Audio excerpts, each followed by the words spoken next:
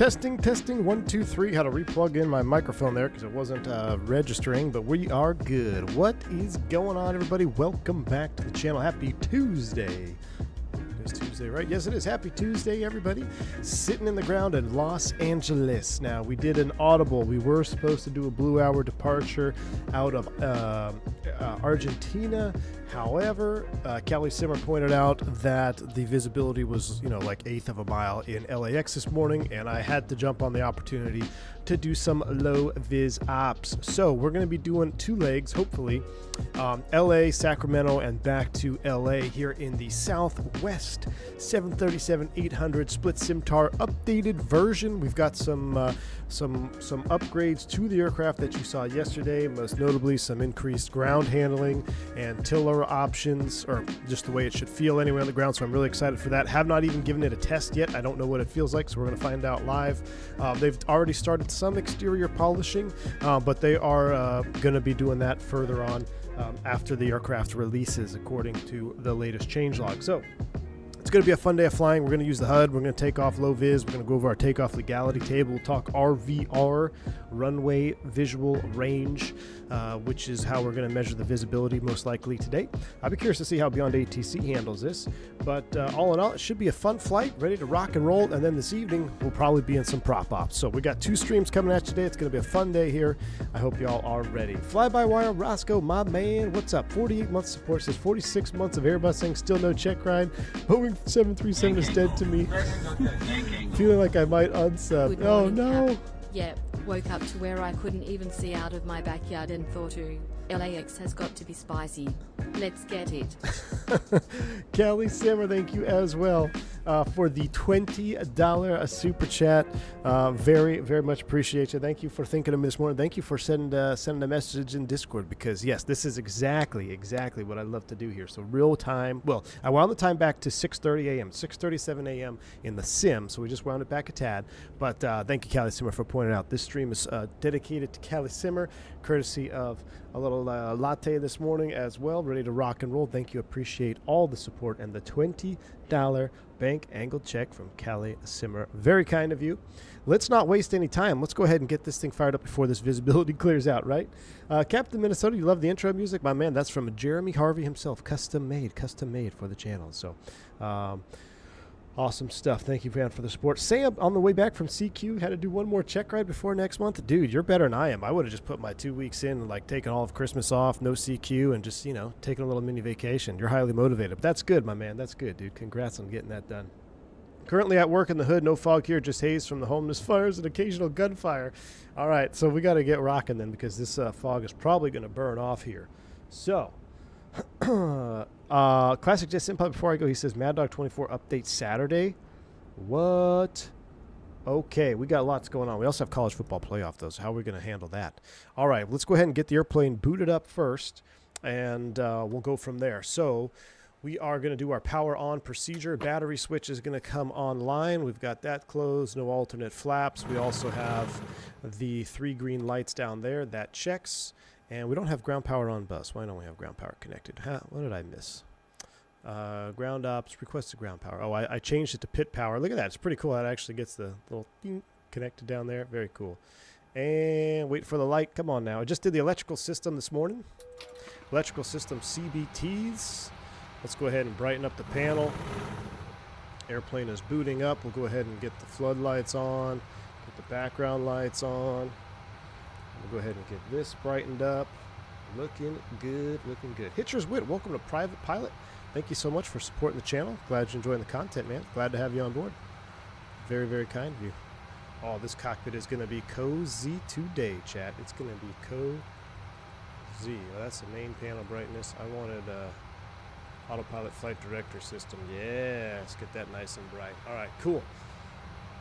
Wow, my goodness me. Blackbird Controls dropping 50 gifted subs from the top. Mr. Blackbird Controls, thank you so much for spreading the love with a massive 50 sub bomb here on the channel. Appreciate you. If you haven't already, make sure you check out Blackbird Controls. We have been using the Blackbird control levers all week long. So shout out to Blackbird for supporting the channel and getting us an awesome set of Honeycomb Bravo 737 levers that are 1-to-1. And I tell you what, they are pretty epic. I actually have my checklist resting in between them right now, so very, very kind of you. Let's go ahead and rock a quick overhead panel initialization. We're going to come up to the top here. Actually, no, we're not. We're going to do all of our circuit breaker checking, and we come over here. Bags are stowed, emergency equipment, QRC. We'll hang our captain's jacket here. I'm going to keep doing this on stream, so it kind of reminds me when I get into the real thing. I'm not going to forget, because I'm like, I'm supposed to be doing something. We're checking for all of our emergency equipment and all that stuff. Then we check for the QRC card on the dash and begin the overhead prep flow. We'll throw these into align nav, interphone on, boom, 3 green lights. Oxygen is on, EEC lights are illuminated, engine EEC or engine 1-2 lights are out. Stall warning, shaker 1. Shaker 2. Mike P, the Bush League commissioner himself, dropping the 50 gifted subs as well. Mike P, thank you so much, my man, for the 50 gifted sub bomb. Hope you're staying safe out there. Next year, man, we're going to do this. Congrats on getting into the playoffs, although you didn't have anybody score any points against you. But I appreciate you putting on the league this year and being the Bush League commissioner, man. Appreciate you. All right, gen lights are out. Get some shout outs for Mike P and Blackbird Controls with the sub bombs. You guys are awesome. Thank you so much for the support, y'all. All right, we're making our way down the panel. You guys know the operation of the flow by right now. Hydraulics, when we come here, though, what do? We come down here. I did install AnyBuild's 2024 LAX. We'll see how she handles. I've been running the Gaia sim, I guess the default one, for quite some time, and I had no issues, but see how this handles here, especially low vis. Logo lights on, steady, that is on. Cool. All right, then we come down across here. Let's go ahead and get the terrain on. Magic Barrel ref. Minimums will set you to 200. Actually, you'll be 300.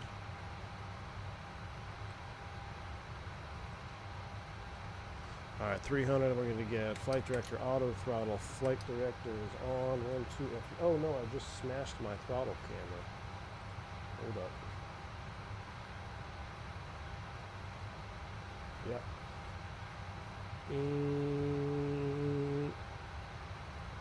Let's get that back. Oh no, my checklist just fell down too. Chat, we're falling apart here. We're falling apart. Oh my gosh, we got music. Professional streamers available elsewhere. Hold on. I need to get my checklist.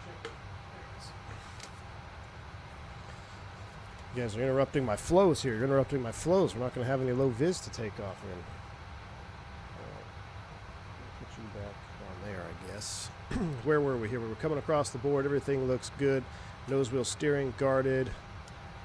Test. Shaker, or not shaker. Tapes and 8s. Beautiful. Throw you into RTO. Fuel flow reset back to rate. Coming across the board, everything looks good. We'll throw you in FMC. Park brake is set. Stab trim fire 1. My goodness, we got some more gifted subs coming in here. No wonder my sim is lagging. My OBS is lagging. My goodness. Let me get to that in just 1 second. Let me finish my flow. Boom, boom, boom. Everything else looks good. Wonderful. Who was that? Eastern 3984 with another 50 gifted sub bomb. My goodness, man. Thank you so much for the massive sub bomb as well. Eastern, are you Eastern T3? Just a different YouTube name now. Thank you so much for getting another 50 gifted subs spread out to the community for our holiday cheer, my man. Very, very kind. Appreciate you. Blackbird Controls as well with the $5 super chat. Hey, Merry Christmas to you, man. Hope you have a wonderful holiday season, Blackbird. Appreciate you, dude. Wow, everything is lagged out because of that. All right, we're up and cooking here with our airplane. Let's go ahead and get the ATIS, see what the ATIS is calling for right now. And while we do that, I will throw on the programming cam here. Oh, we forgot to do the radio. 25 right, 25 left. 3 back, I'll hold short instruction. Advise on initial contact, you have information, Bravo. Los Angeles Airport information, Bravo. 1435 Zulu. Wind 120 at 3. Visibility 116. Temperature 12. Dew point 12. Altimeter 3008. Landing runways 24 right. 25 Did he left. say the VIS? I didn't hear it. Departing runways 24 left. 25 right. 25 left. Repack, I'll hold. Chat is Short Christmassy indeed, instruction. man. We got a green chat for Advise on Christmas. initial contact, you have information, Bravo. I didn't hear the VIS, but we know it's low. All right, let's get clearance up. Los Angeles 6. Delta 1445 ready to pick up IFR clearance to Portland Airport. Delta 1445, Los Angeles clearance, cleared to Portland Airport. Dark tree departure, scatter transition, then is filed. Climb via SID, departure frequency 125.2, squawk Why is our 27 route for red? 4. Cleared to Portland Airport. Dark tree departure, scatter transition, then as There we go. filed. Climb That's why. via SID, departure frequency 125.2, squawk 2744, Delta 1445. Captain's got to pay double Delta for got full 1445, flap. read back correct. Gifting's going to run through the entire flight. Kelly Silver, I know, it's When ready wild. for pushback or engine You guys are start. crazy. Ground 121.75 when ready. Delta Zippy, we got Little Sim in that 1445. gifted run? My goodness. Clearance, good morning. Southwest 357, clearance to Sacramento, please. Southwest 3591, ready for airways to Lambert St. Louis No, Airport. no, no, Southwest 3591. You calm down. I called first. Ooh, we have Route 2 down here. 3591, What? Los Angeles Cut me clearance, off. Cleared to Lambert St. Louis Airport. Orca 5 departure with the Las Vegas transition, then is filed. Climb via SID, departure frequency 125.2, squawk for 120. Cut me Cleared to off. Lambert St. Louis Airport. Orca 5 departure with the Las Vegas transition, then is filed. Climb via Refueling is complete. SID, departure frequency 125.2, squawk for 120, Southwest 3591. Southwest 3591, read back correct. Contact ground 121.75 when ready for pushback or engine start. Beyond ATC does a great job of Ground simulating the idiots that don't 121.75 listen when before ready keying the for mic. pushback or engine start, Southwest 3591, take care. Clearance, Southwest 357, clearance to Sacramento, please. Oh, why is my mic not working? Clearance, Southwest 357, clearance to Sacramento, please.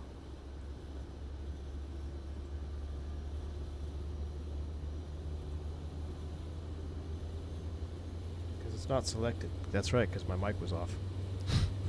Clearance, Southwest 357, clearance to Sacramento, please. There we go. Now my mic's working.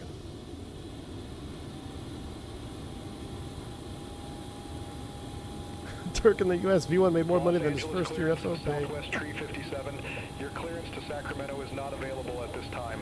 Please check the frequency for taxi instructions. What? JetBlue 288 on our way to Logan Airport. ATC says no. JetBlue 288, Los Angeles clearance cleared to Logan Airport. Dots Okay, to well, I'll tell you departure. what we're going to Clean do. Transition, then is filed. Climb via... I'm going to turn you off, and I'm going to do my own thing. What are they departing? 2-5, so we'll probably be, what is it, 2-4 left. 2-4 left on the dots, I believe.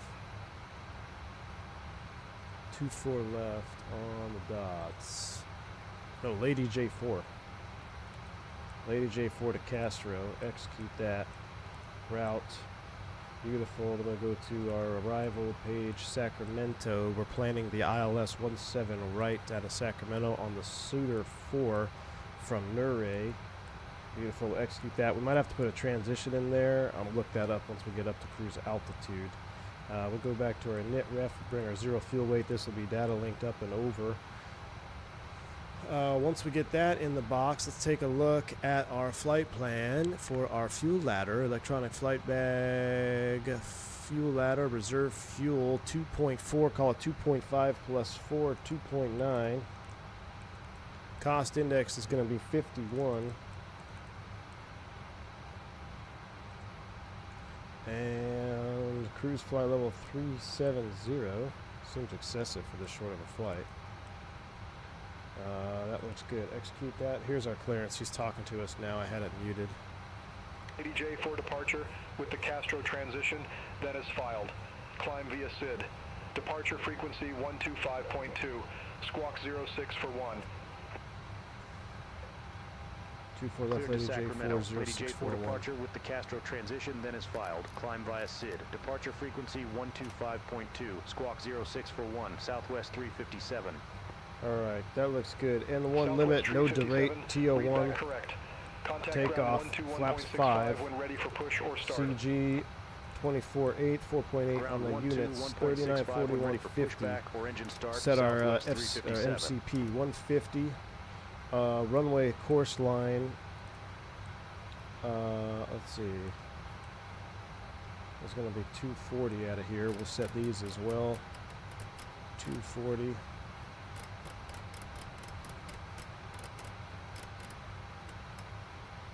Heading 240. All right, 240, 240, 150. That's all set. Go back to our takeoff. We'll leave you there. I'm going to put the second McDo over there. We're also going to bring Delta up the 842 taxi at gate charts. 23 Bravo, request pushback. Airport. We're going to need low vis charts. Delta 842, Los Angeles ground, pushback and engine start approved, face north. Pushback approved, face north, Delta 842. 10-9 standard routes. No, we don't want standard routes. We want low vis taxi routes less than 1200 RVR. We're going to talk about that. SID, Lady J4. Right here, we'll pin you as well. And top altitude on the Lady J4 is what? 8,000 feet. So 8,000 is set. All right. SkyWest 5897, ramp Zulu 52 Bravo, taxi via Victor. Hold short runway 24 left. Ramp Zulu 52 Bravo via Victor. Hold short runway 24 left, SkyWest 5897. All right, 24 left. SkyWest 5897. Coming out of Terminal 2. cross I gotta runway turn 24 these guys left to down. Victor, continue taxi via Colima. Hold short runway 25 right. All right. So we got that all set up. Let's run Taxi via Victor, Echo Lima. Hold short fuel. runway We could get our 24 EPU right, bleed on SkyWest as well. 5897. We'll get some air into the cabin right now. All right, let's run our dual bleed light. Let's run it before start to the line. Parking brake set. Oxygen is not checked. Again.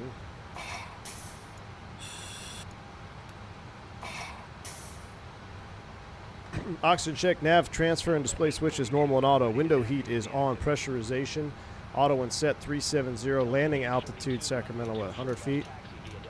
100 feet. All right, train display selected. MCP, we got set 240, 150, 240. Displays checked. Auto brake, RTO, fuel quantity and distribution. 15,000 pounds and checked. CDU checked. Engine start levers cut off. Transponder TARA, aileron and rudder trim. 00. Departure briefings completed. We'll talk about that. Fastened seatbelts are on. APU is on. Captain forgot to put it on buses. We got the source off light.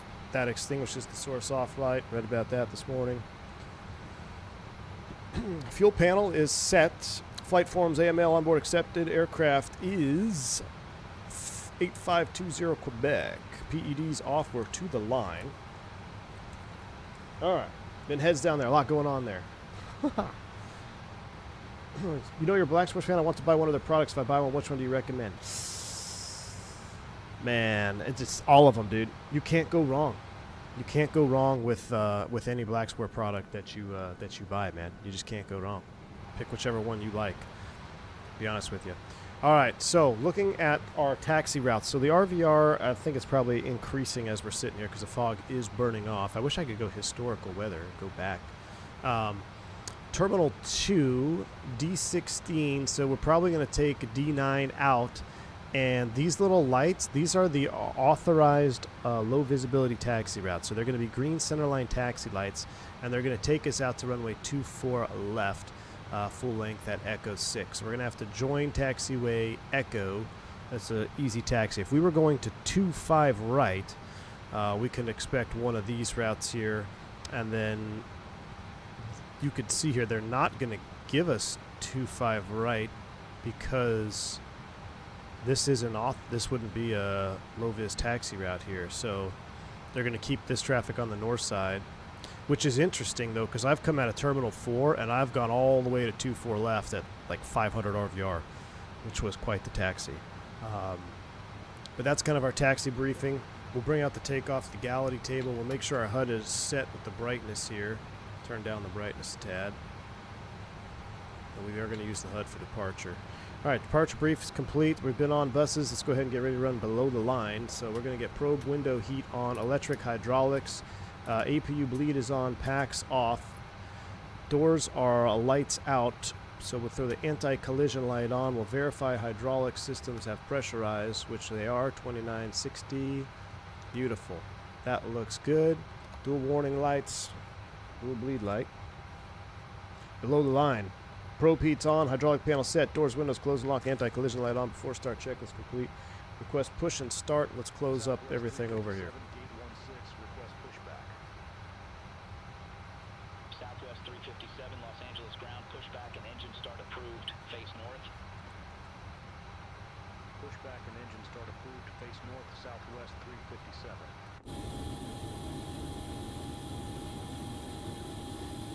All right. You got one of those 24 under 30-year-old captains can't be expected to operate a jet from the 60s. You'd be lucky if there's any O2 after all those tests. It works. Stays there pretty good. Takes a while for it to come down with tests. All right, they're pushed back. They're pulling back. Chocks are removed. Let's make sure our doors are all armed. Door management. We will close all and arm all. Doors are closed and armed. Excellent. All right, let's go ahead and we got clearance to push. Brakes release. Cockpit to ground. Commence pushback, please. Enough of the under 30 hate. Sam, listen, we're jealous, my man. Captain Overspeed, you got a meeting in 3 minutes? We'll take it easy, bud. We'll see you. 453, gate 12 Bravo, request pushback. Classic Jet Sim, you got to run. Catch the replay later. Hey, man, we're going to have some low-vis cat fun. Take it easy, Classic Jet Sim pilot. All right, Southwest does not wait, so we're going to start them in the pushback. Grounding 2. Yeah, you get. This is any builds, man. I got to get... I'd probably have to run the auto FPS, which is interesting that their I&I JFK runs smoother than their LAX, for sure. At least we beat that Southwest in the pushback. And one rotation, fuel on.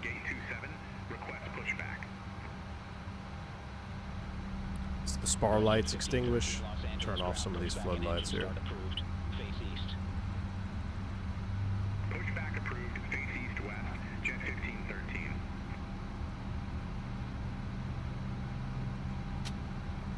Push complete, set brakes. Park brake is set, clear disconnect, show me the pin out front. We'll go ahead and grounding 1. Starter valve open. Did you get the 24 Super Deluxe in it? Yeah, I just bought it this morning, the $5 upgrade or whatever. But I think it would be fine. I think I'd need to just run auto FPS. Remember, I'm not running auto FPS anymore. So that would probably be a key. I'm really curious to see how this puppy handles on the taxi out. This should be part of the update that we received last night or this morning, rather. Southwest 453, ready to taxi to the active. Fuel on. Southwest 453. Wait, Southwest 453? That's the one behind us? She just pushed back. How'd she beat us off the gate? Right, we'll taxi to runway 24 left via Delta 8 Echo, Romeo Southwest 453.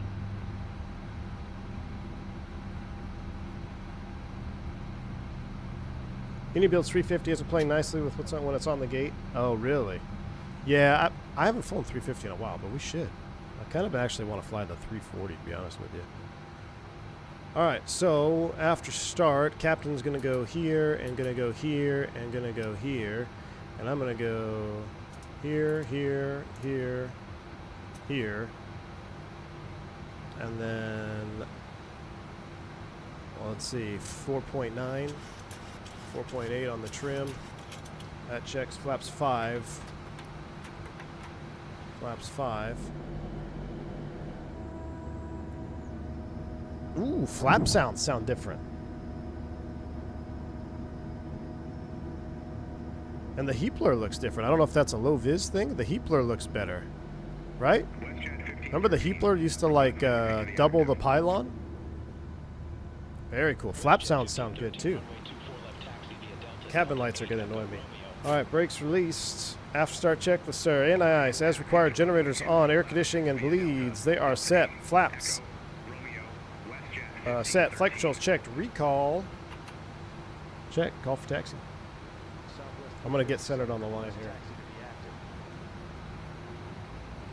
Southwest 357, runway 24 left taxi via Delta 8 Echo Romeo. Runway 24 left taxi via Delta 8 Echo Romeo, Southwest 357. All right, Delta 8 Echo Romeo. Southwest Ooh. 357, contact Los Angeles Tower 133.9er, see you. Tower 133.9er, Southwest 357. All right, Delta 8, we're going to follow. That feels good. I got to get my tiller cam back out here. Yeah, they tuned the flap sounds a bit for sure. All right, takeoff config is checked. And how are we looking? We're going to be doing the before takeoff. So once I turn on the echo, I'll run the flow. WestJet 1513, Los Angeles Tower, wind 120 at tree, RNAV to NA, runway 24 left, cleared for takeoff. Yeah, the viz has gotten dramatically better. That's unfortunate. When I took that thumbnail, that was in LAX real time, so the viz has definitely gone up. Alright, so set. We're going to make sure our PFD is set. MCP is set. Bleeds and packs are auto and set. APU is off. Before takeoff, checklist to the... before takeoff. To the line. Takeoff data and bugs. Closeout received and checked. Flaps 5, green light. Stab trim 4.8 units. Takeoff brief completed. HUD is set. Generators on. Air conditioning bleeds auto and set before takeoff to the line.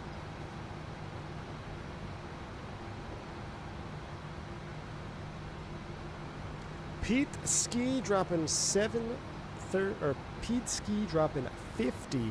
gifted subs as well. Guys, this taxiing feels really nice.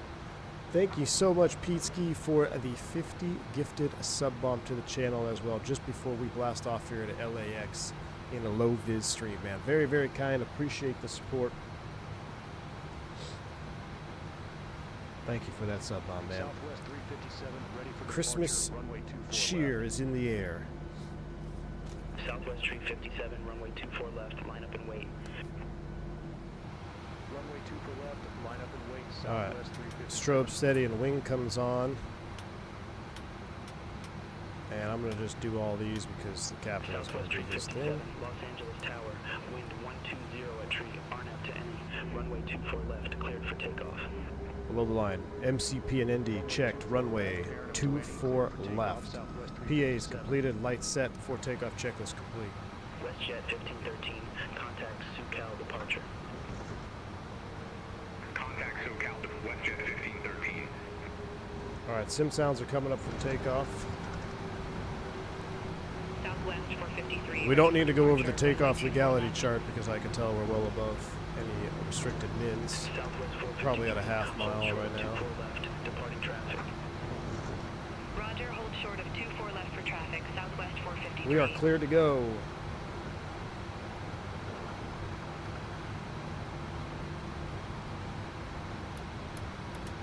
Actually, runway heading is closer to like Southwest 2817, hold position for 249. coming traffic.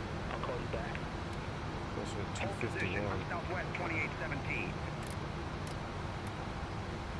Los Angeles Tower, United 1216, visual runway 24 right.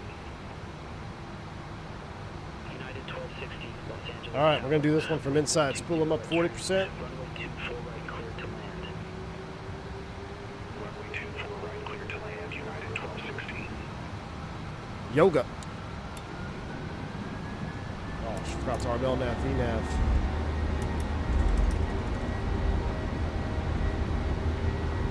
I guess it's we're not gonna do it. Interesting. All right, we'll take care of it. I missed that. 80.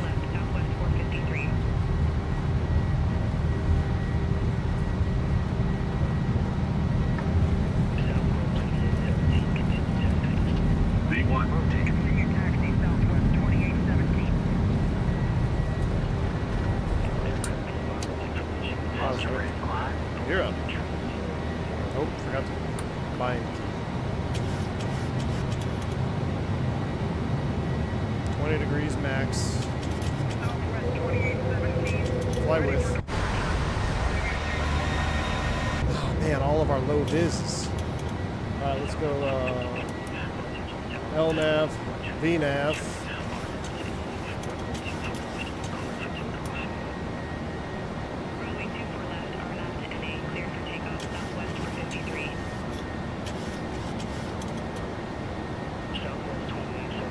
Outside temp is +25. We don't need to worry about engine and ice. Flaps 1.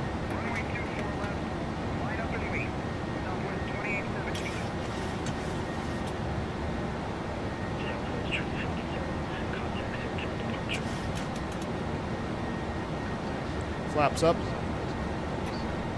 After takeoff checklist.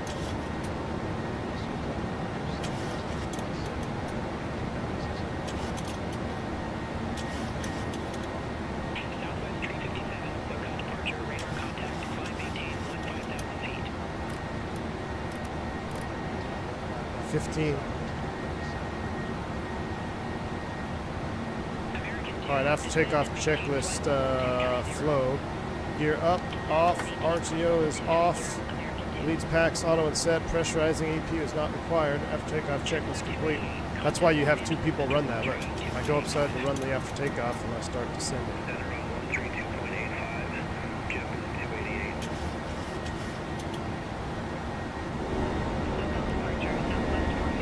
Wow. Sounds are coming down. We no longer need the HUD.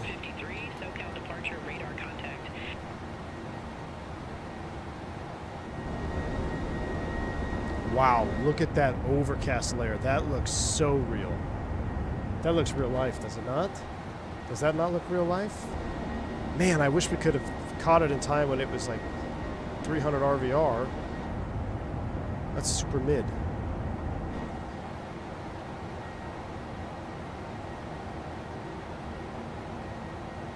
SoCal departure, Southwest 2817, climbing via Orca 5900. Southwest 2817, SoCal departure, radar contact. Flying with Big Earn today. Southwest 2817, leave Delray heading 251, vectors to Clipper. Hopefully Sacramento will remain a little low vis.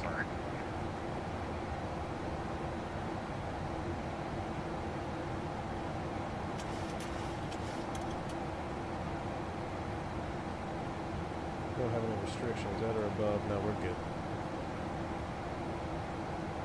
We're gonna just keep hand flying this right over Malibu. Nice. We're West Coast, Alexander. What's up, man? What's your actual call out when you set takeoff thrust? I actually don't even know what the call. I think it's just Toga. Or I think they announced. I don't know, Sam. I gotta look it up, dude. You should know. Oh wait, no, you don't have the book yet, right? I'll look it up.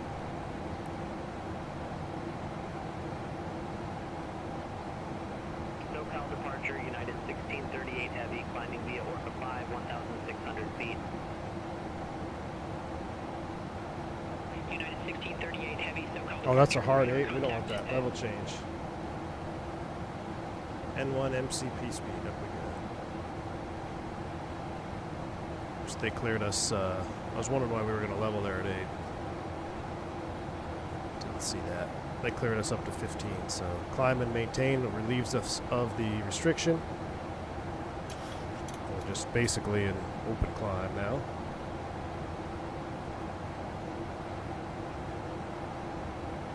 And we'll do. I guess we can go back to VNav.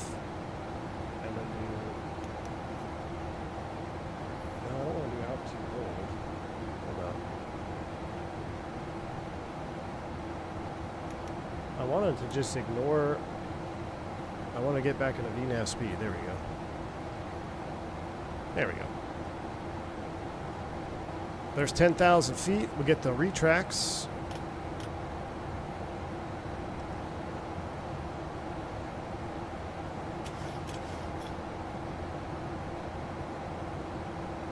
Yeah, we're giving the autopilot a rest at rough landings. But we're going to turn the autopilot on here right now because I want to take a look around and see what's going on. So Command A is engaged. And that's LA down there, socked in. So we kind of missed it. We missed our low-vis opportunity. How can I go back to historical weather? Can I run historical weather? Because as soon as I go off of live weather, it goes backwards. It like goes to just clear. But that's how, I mean, it's pretty hard to catch a 300 RVR. I think, you know, last 10 years on the Airbus, I think I can count on one hand how many 300 RVR, a true 300 RVR approaches I've done. Maybe, I think I've done 2, maybe 3, and I think the third one was 300, 500, and like 600 or something. It was like not 300 all the way. Like a true 333 is, it's pretty rare. Rahul, yes, the sounds are balanced. They did do a balance. I can read the changelog here. I'll read it in just a minute. I'm gonna turn the radio down here a little more. And just make sure everything is good. We've got to get through 18 thou.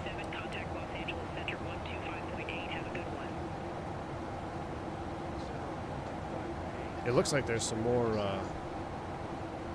weather out here.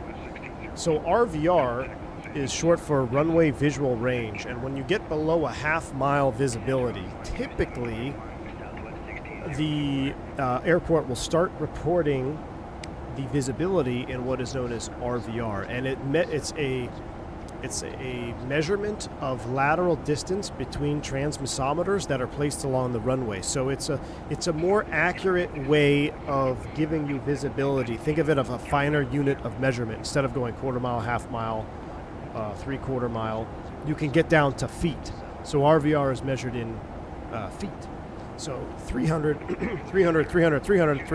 RVR, that's pretty low. That's 2 runway stripes. And in reality, you can't even see two. I mean, it's a 300 RVR is pretty dang low. Because if your nose is on one runway stripe, you may see the next runway stripe. That's it.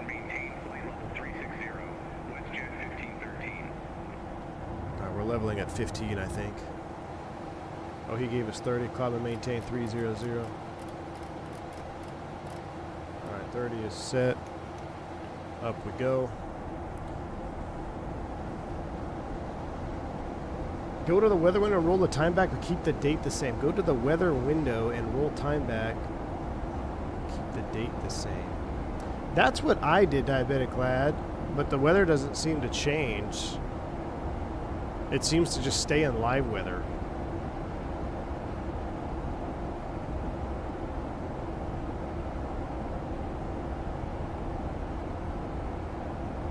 Go to custom weather, unselect live, reselect it from preset, and you will have not real time but real weather. Well, I don't want real weather. That's the thing, Thrustmaster. I want weather from earlier this morning, because this morning LA was down to like 300 RVR, I think, which is really low.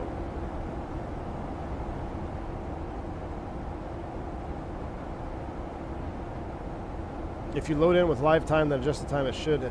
That's what I did, Digital. I loaded in with live time, and then I just wound the sim time back. So but it still says live, you know, and you can see here it's 6:13.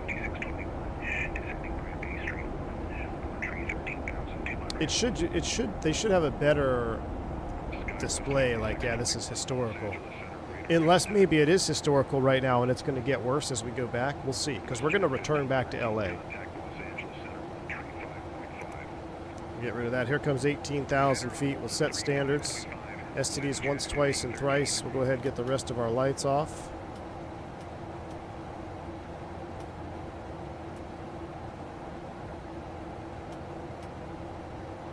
And up we go.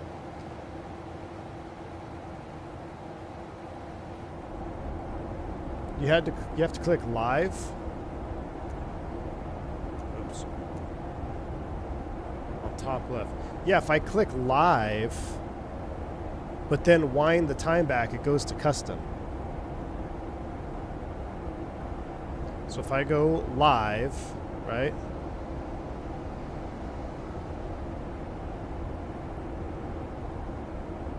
So is this what I want?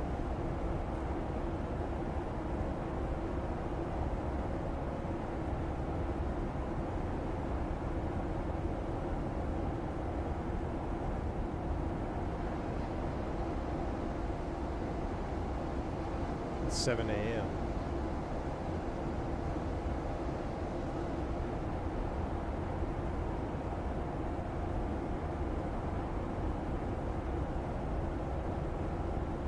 We'll leave it like that. We'll see if it. We'll see what happens when we make our return. See, I feel like that.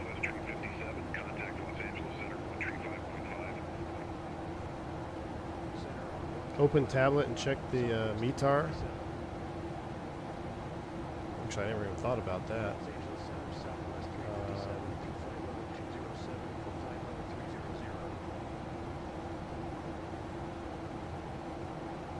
1/16th mile. That was at 14:53. Z. And time in the sim is 15:02. Maybe it's working now. We'll see.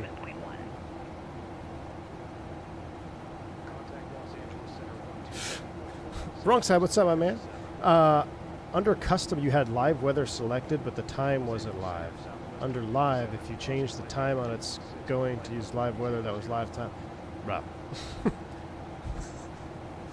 You might as well be speaking Farsi, man. No idea. We're going to leave it as is. I don't think it's going to work the way I want it to work anyway. I don't want live time is what I'm saying. I want fake. I want to go back at 6 a.m. and have weather from 6 a.m. is what I want. If the weather is 12 to 1600 RVR, can you take off? Well, that's glad you asked, Turks, because I have my takeoff legality table that we're going to look at right now, or well, I'm going to tell you. So whenever you are in a case with low visibility like this, we have to consult what's called our takeoff legality table. And basically, it's a chart that's going to have a list of RVRs and required reports. And what are reports?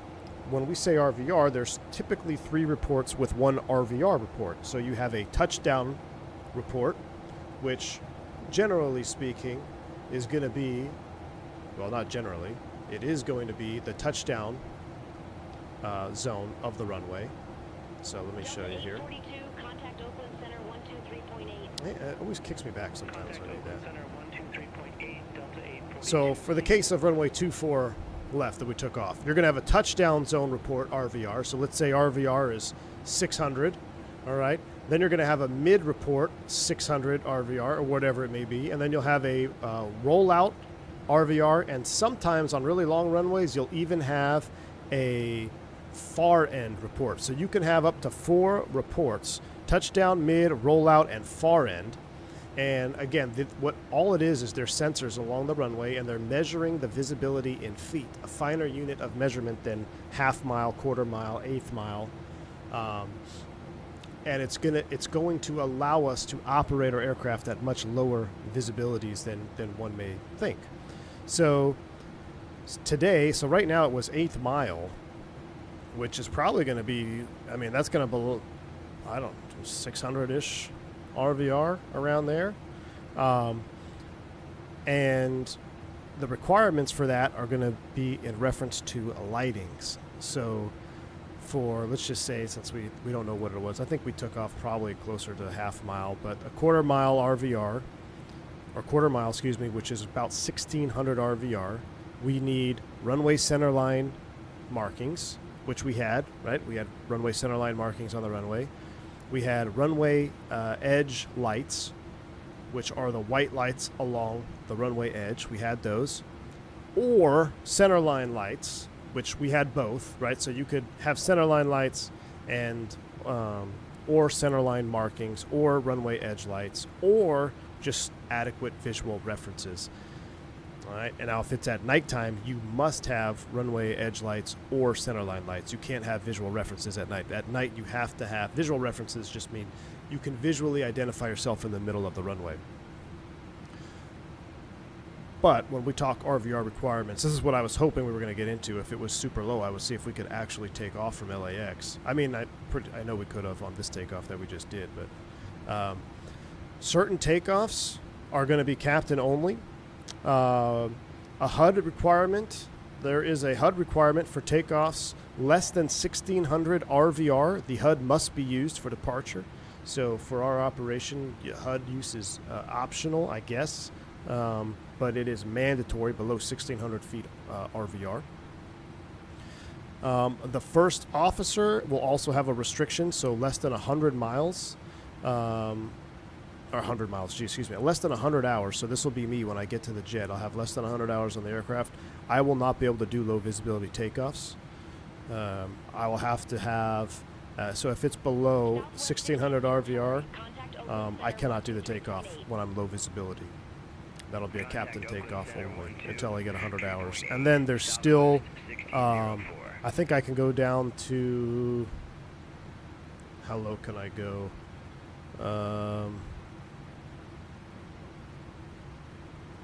Once I'm off 100 hours, I can get down to,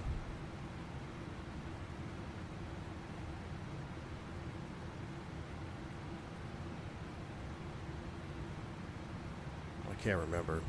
There's another limit, but then below that, the first officer can't do any takeoffs because the first officer doesn't have the HUD. So the HUD is what is going to allow the captain to allow the operator to take off super low.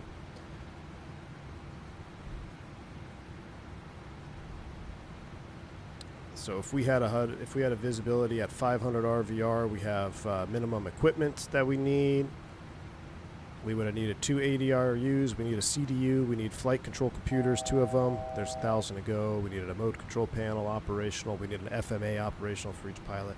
2 ILS receivers. The HUD system must be operable, which it was. Must have 2 electrical systems, so you could have 1 generator in op and use the APU. That is 2 electrical systems, but you need at least 2 electrical systems. You need GPS left. You don't need GPS right, but you need GPS left. And you need 2 windshield wipers. So if you have a windshield wiper in op, but at a certain RVR, less than 500 RVR, you can't take off according to my operator's stuff. But what I was just trying to get across is when we deal with low visibility operations, there's a whole lot more that goes into it. Oh, look at that contrail right there. That's pretty cool. Than just line up and take off and, you know, I can see the runway on the takeoff roll. There's a whole lot more that's going on. There's a whole lot more that the flight crew is going to take into account. I think flight level 300 is going to be our top altitude, so we're going to reset our pressurization to flight level 300. It's smooth, 300 there. We'll go to our cruise page. We'll recruise the aircraft, flight level 300. And now we are in cruising at 300. Similar requirements in Canada. We call you Hymens until you get 100 hours or 250 threshold. Interesting. There is no HUD in the 320, Ali Sammy, so there are I actually don't know. Turks, is the Airbus going to be restricted to lower or higher visibility for takeoff because you don't have a HUD? Does the amount of minimum required equipment change based on expected weather? Yes, it does, Tender Aviation. Yes, it does.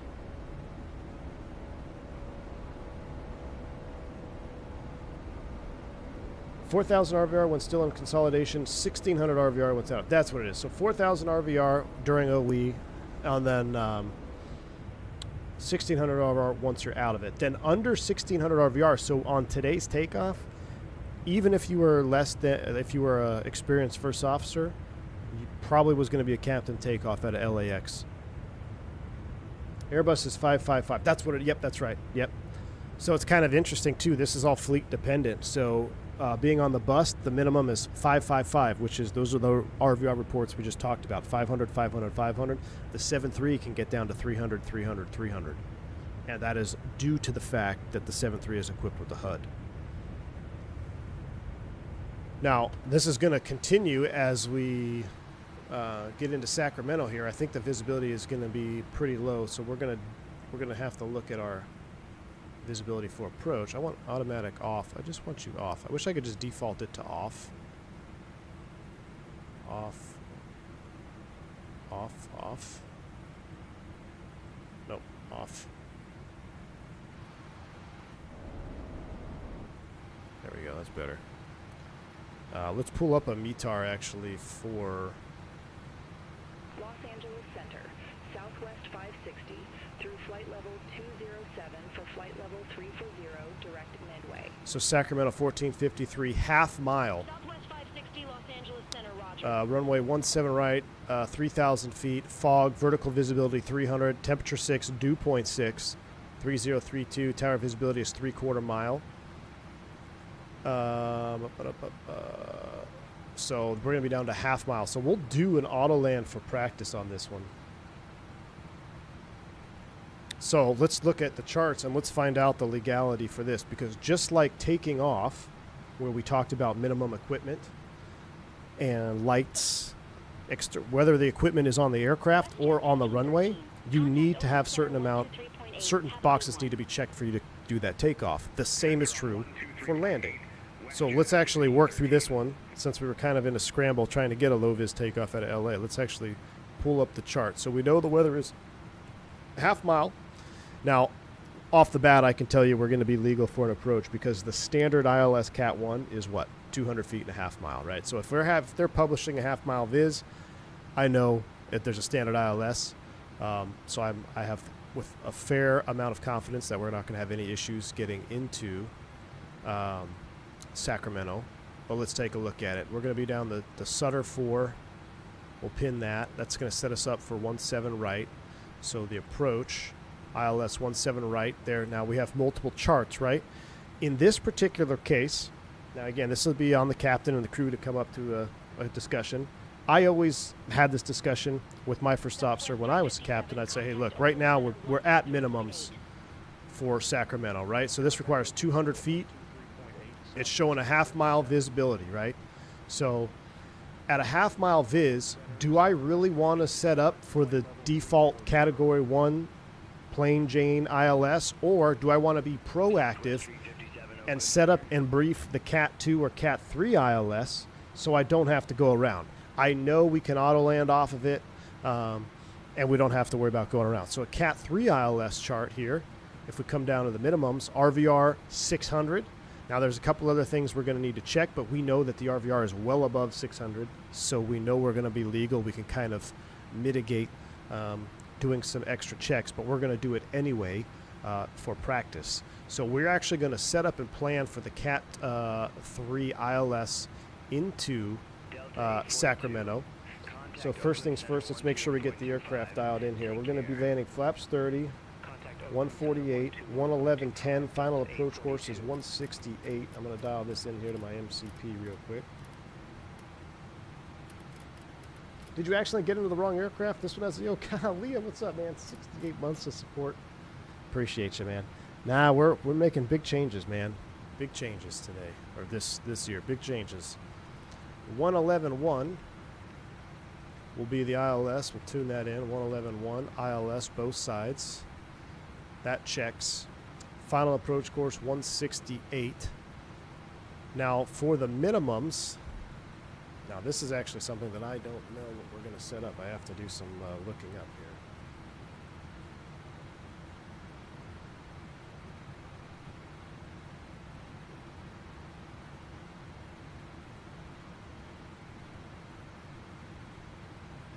All right, Cat 2, Cat 3 approach review. So I'm going to review this. All right, preparation requirements here. Captain assumes pilot flying duties prior to the approach. That's because at my particular operator, Cat 2 approaches will actually be hand-flown using the HUD. Actions and callouts for Cat 2 and Cat 3 are the same down to decision height. Must have a usable localizer inside the runway threshold. Use or see unreliable rollout guidance. That does not apply. Review low visibility taxi routes. We'll see auto brakes. With less than 4,000 RVR, 3/4 auto brakes required. All I know is that this morning, I didn't see not one plane nor hear one plane in the air. Lol, I'm sure they were taking off and landing even at 0 vis and 100 feet ceiling, but it was interesting that I didn't hear any. Callie Simmer, thank you so much for another bank angle check. Yeah, it probably, they probably were still blasting off, but I guess it probably muffles the sound pretty good too, right? It muffles everything down. I mean, I believe you. I know it's low vis. I mean, I've done a handful of really low vis approaches and departures in LA, and it's awesome. I love it. You know, low visibility ops, you really got to bring your A game. But as a pilot, I love it because in the sim you train for it all the time. But to get super low conditions, now if you're based in Seattle or Portland, probably a little bit more common. But for me, like I said, 10 years on the bus, I can count on one hand how many true 300 approaches Autolands I've done. I've probably done, maybe 8 or 10 approaches in that 5 to 1,000 RVR range, and then above 1,000 RVR, I've probably done a dozen or so, maybe more than that even. But to get down to true 300 RVR, it's not as common as you may think, because some low visibility out the window, you may think it's super low, but in reality, it's probably like 600 RVR. But yeah, so whenever the opportunity comes up, I always get, oh man, this is exciting. This is what you train for all the time, and to actually do it is pretty neat. So thank you for the support, Callie Simmer. So with less than 4,000 RVR or 3/4 mile, which we have, auto brakes are required if operative. We're going to do auto brake 3. We're going to come back to that here in a minute, but I'm going to set it while we're talking about it. Disconnect autopilot no later than 1,000 feet for the Cat 2. Setting minimums for Cat 3, 50-foot decision height, radio. So radio, we'll accept that, and we're going to set 50 feet, which, look at that, it's already in there by default. 50-foot radio mins are set. VHF nav transfer switch is in normal, which it is.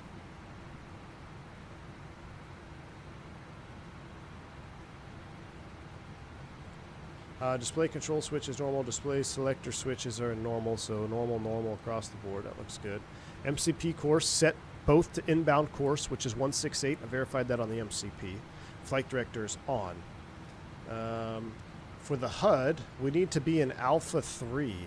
So this is something I have no idea. IMC mode Alpha 3. Is that it?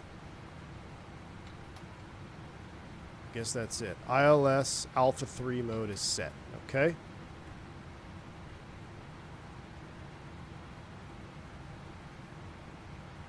Does Cat 3 also include Cat 2? We have to talk through both. You would talk through both, Darth. I can't really show you what I'm reading here because it's proprietary stuff, but I'm sure if you Googled, if you just Googled approach briefings, you'll find something on the internet where you can see something very similar. But yeah, there's multiple pages, for 2 or 3. So continuing the review here for the HUD, runway length check, elevation, glide slope angle check. If available, all modes must be used below RVR 1800. If Alpha 3 is not available, Alpha 2 or IMC may be used down to 1200 RVR. We're going to practice it in Alpha 3. FMC approach procedure select, compare the approach chart waypoints and altitudes against the FMC legs. We'll do that. Modify if necessary. Cleared for the approach, we'll request approach, select request app, glide slope capture, set missed approach altitude no later than 1,000 foot. At the outer marker or equivalent, see deviation callouts at minimums. If the visual reference requirements descent below DH are not satisfied, execute the missed. Go-around requirements on final go-around segment, perform a go-around when a caution or warning is enunciated in the HUD or HAP. See HUD go-around requirements. Localizer glide slope indicator shows full deflection. 2.5 dots or more, and the magenta diamond goes hollow. The captain determines that a landing cannot be safely accomplished within the touchdown zone. Prior to DH, any of the required aircraft or ground equipment fails or engine fails and unable to maintain a stabilized approach will go around. Go around required at decision height. Requirements to continue approach below decision height have not been met. See descent below minimums. And a reduction in visibility below DH will require a go around. So descent below minimums. This is for Cat 1. Cat 2 does not apply. For Cat 3, that does apply because that's what we're setting up for. Descent below minimums, touchdown zone or touchdown zone lights are visually identified and maintained to verify the aircraft will land in the touchdown zone. All right. Lighting and markings can be found, blah, blah, blah. That doesn't apply. Cool. So we've gone through our briefing. So a couple of the things we're going to do here. I'm going to take a look at this HUD again. So we are Alpha 3 mode. ILS, that one. That looks good. Oops, wrong button. Mode Alpha 3 IMC with a 3-degree glide slope. So let's take a look at our chart.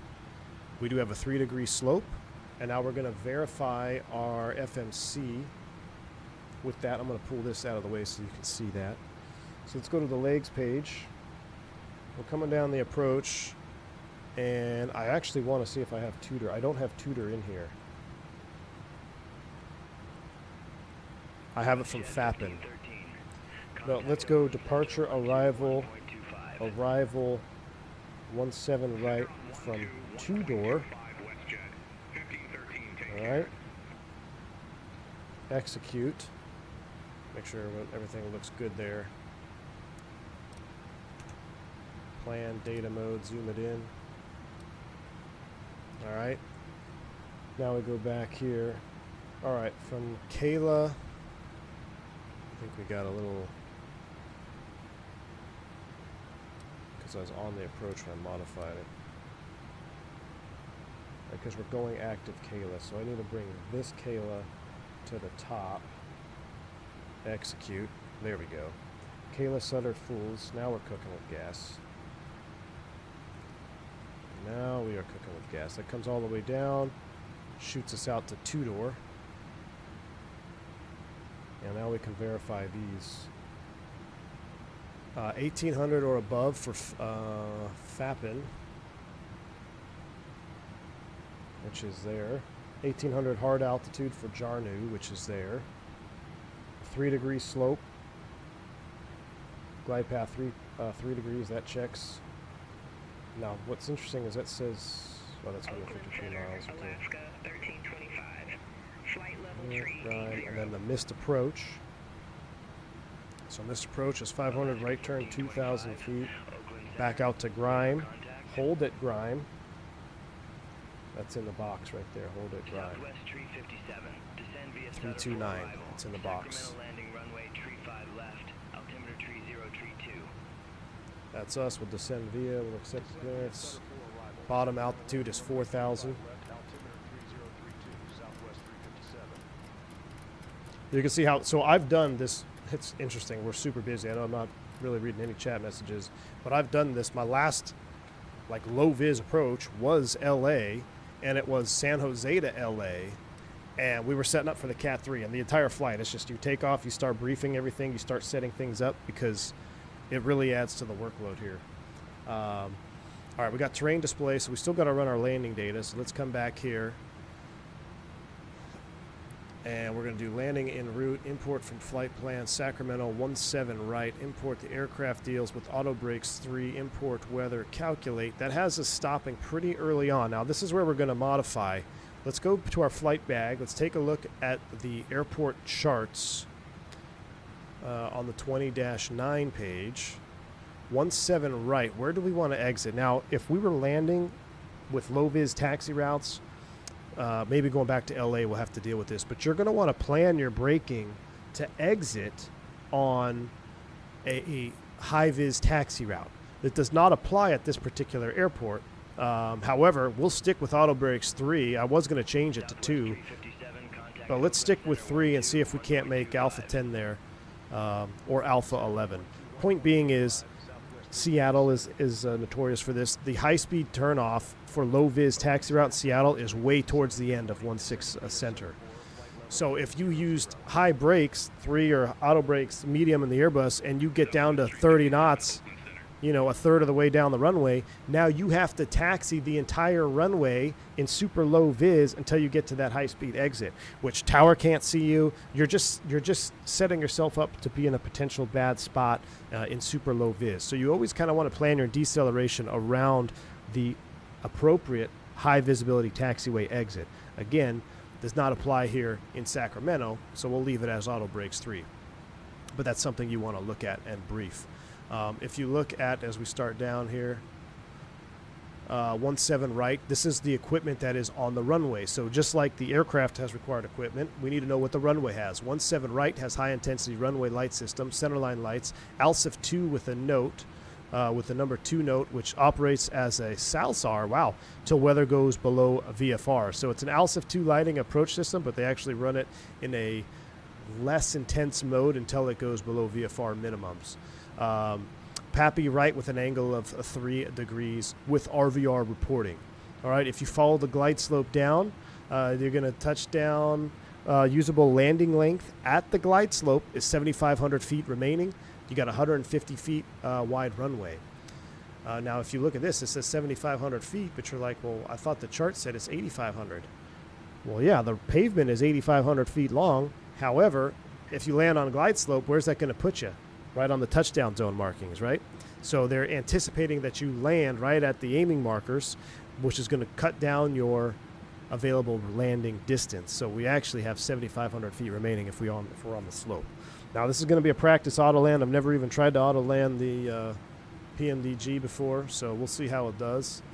But that would be kind of our approach briefing in a nutshell. We're coming down. We've already verified the fixes. We're in VNAV. You can see here on the FO side here, he's in Alpha 3 mode. I believe this is because we're not in ILS right now. We're not on the ILS. I think that'll change. I'm not sure. This is where it's completely new to me, and I haven't really got that far in my studying for HUD's HGS, but it's set up as best as I can tell. We're on the VNAV path headed down at a 26,000 feet. We've got our net ref 30,148, gross weight's 145,000 pounds. Let's see, prog fuel 9.2, 7.7 on the ground. Yeah, 9,200. Yeah, we're looking good. Well below max weight. Everything looks fine there. So, that's your approach briefing. Any questions? All right, no questions. Back to the chat. Max Rank, my man. Long time no see, 67 months of support, dude. Appreciate you. It says, can't believe it's been that long. 67, I can't believe it's been that long either, my man. Thank you so much, dude. It says, I've been AWOL most of the year, but when I return, V1 has gone Boeing. Unreal. Yeah, man. All is well here on the V1 Nation. Hope all is well with you, man. Good to see you. Long time no see.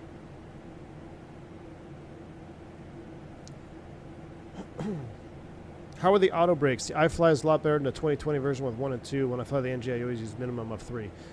Just in English, I really haven't had any issues with the auto brakes in the PMDG 7.3. Nothing seems abnormal to me. Oh, not fail operational. That's right. It's fail passive. So that's a whole nother thing. So Cat 3, A, B, and C technically don't even exist anymore, right? We always used to, that was the old system. It was Cat 3A, Cat 3B, Cat 3C was the big one. Now it's just Cat 3 fail operational, Cat 3 fail passive.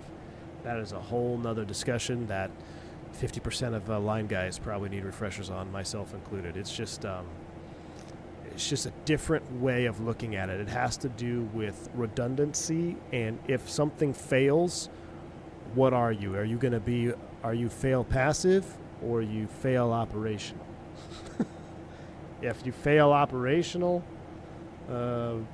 that's, I mean, the Airbus was fail operational. I know the 7.3 that I'm going to fly is technically under fail passive. But yeah, that's a whole nother stream. I got PAP3 and PFP3N. Love them. Thanks for that tip. Someday we can get a full sim pit walk around. Ooh, Darth Rust. Maybe. That's awesome, though. Glad you're liking them, man. I love them. We need a little speed break here. V Pilot Designs. How you doing, my man? Welcome on board.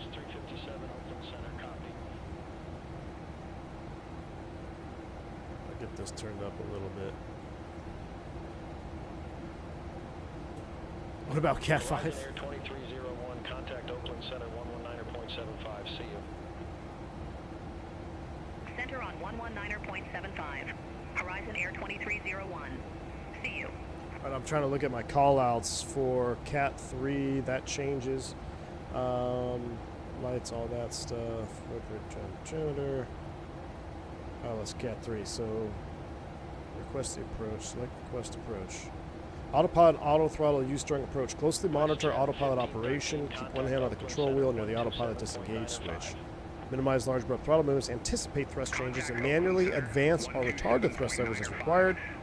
Keep one hand on the thrust levers and be prepared to override or disconnect the auto throttle if required. On approach, the auto throttle should be engaged or disengaged. Deselecting the MCP speed with the speed switch on the MCP is not authorized. When the auto throttle is in arm, they require a pitch mode change or alpha floor protection to advance in arm.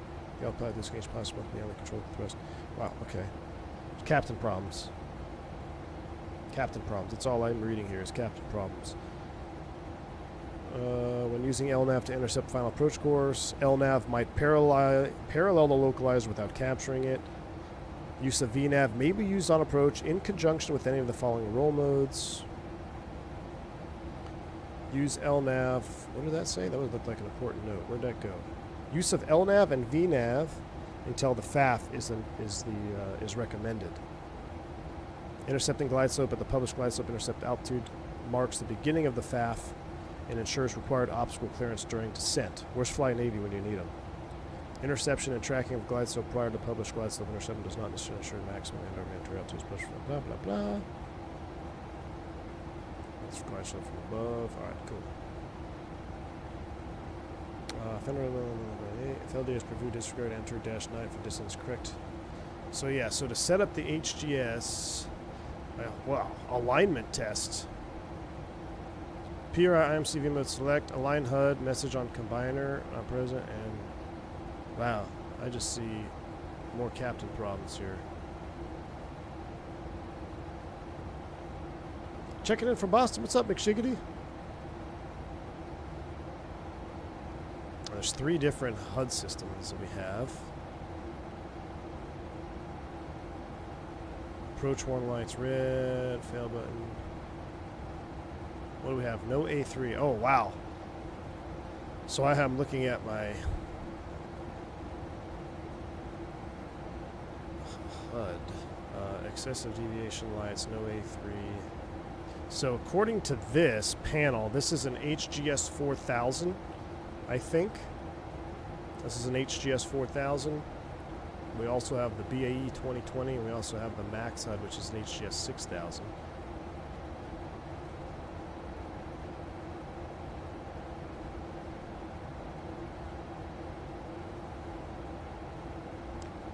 Each just fails in red, arm white, rollout guidance lost. I was trying to see if I can find no A3. Oh, there's 18,000 feet. Doesn't matter. Time to. That's set. Current altimeter is 3029 is set. Seatbelt sign is coming on. Wing lights on.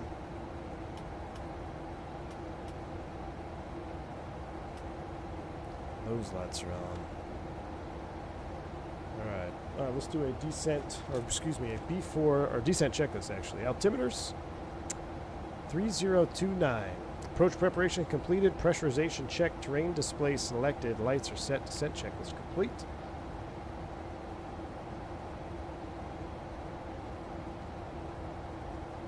Winter recess has begun, my 4-month long hiatus is over. Nice, Hunter.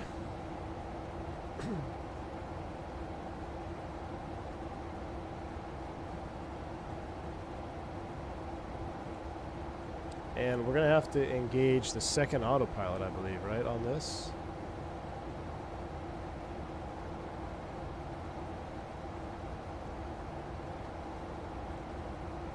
Never been in the Guppy Cat 3 duel continuing. I know, man. I'm missing a ton of stuff, too, here. Good morning, flight level 370. We'll throw, what's the weather look like out there? Nothing that we have to worry about. It's just fog. 1456, Oakland Center, radar contact. Yeah, it's just fog and low vis, so we'll keep terrain load up. Skywest 725, flight level 340. Skywest 725, Oakland Center, radar contact.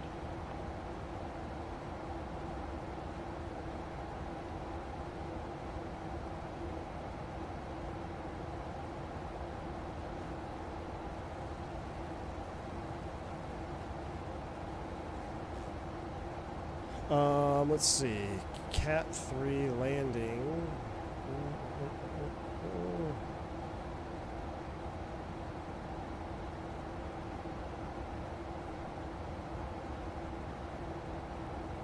I think we have to hand fly, right? Contact Oakland Center 121.25. Category Center 3. on 121.25, SkyWest 3141, take care. Southwest 357, contact... Minimum RVR allowed prior to initiating approach. Touchdown zone mid RVR must be lower than published Cat 3 ILS approach chart. Contact NorCal approach, Which we Southwest have. 357. Have a good one. Alert height is set. Can't have restricted captains on this. 12,900 with information, Charlie. Southwest 357 NorCal approach. So at 50 feet, we have to disconnect and auto land. Right? Altimeter 3030, expect the RNAV Zulu. I'm curious if the PMDG will auto land it though. What should I do? Should I disconnect at 50 feet and land it, or should we see if it'll actually... I don't know. Altimeter 3030.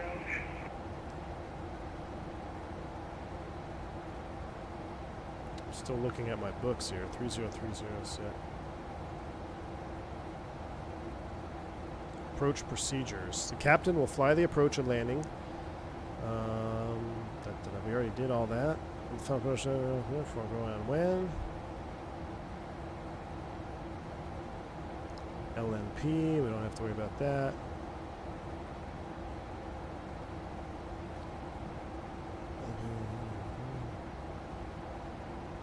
LNP downgrade. Flight confidence checks. Cat 3 HUD qualification and currency, which I do not have.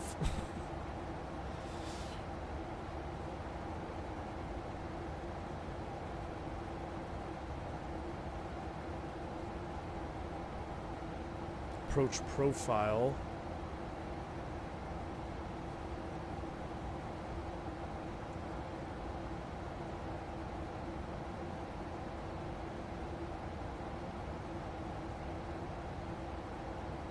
If it, at DH, if we do not have the minimum visual reference, execute the go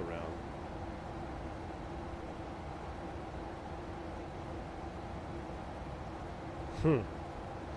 So yeah, so we hand fly the Cat 3. We're slowing down. Here comes 10,000 feet. We'll get these on. Flight attendants prepare for landing. Still speed breaking us down here. Southwest 1604, contact Captain. The Wind Wing, Mathis Cock, good to see, says the Wind Wing stuff is absolutely amazing. We are working with them on tweaking. Try landing without hydraulics and you get tired. Man, I can only wait. I would love to get my hands on that Wind Wing yoke. I remember checking it out at Expo. Okay, direct to where? Minar. Cleared direct minor, cross minor at or above 9,000. Cleared RNAV Zulu runway 35 left, Southwest 357. What, 35 left now? They said 17 right. Okay, no, we're not. I'm going to switch to tower. We're all set up for the ILS 17 right. That's what we're doing.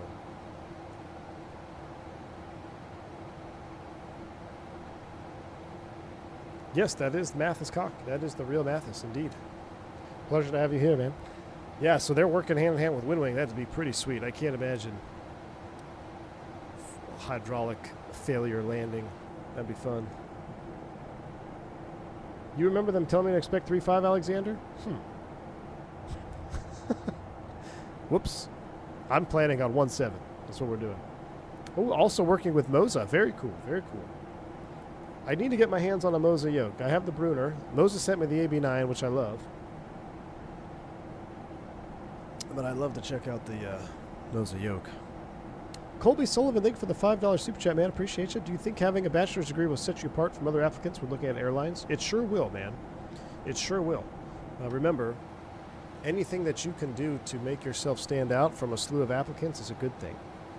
Is it going to guarantee you a slot over someone else? No. But it can help you stand out, especially as competition gets harder. So, but thank you for the $5 super chat, Colby Sullivan.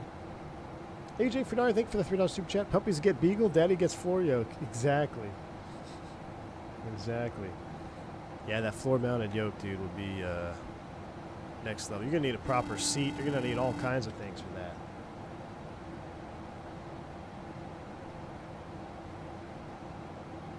Thank you, AJ. Appreciate you as well. All right, we're through 10,000 feet. Let's run a before landing checklist. To the line, please. Approach briefings completed. Seatbelts on. PA complete. Recall checked. Auto brakes as required. HUD is set. Radios and displays set and checked. All right, let's see what happens. I forget what we decided on. Are we doing 50 feet disconnect hand fly, or are we going to see if it'll auto land it?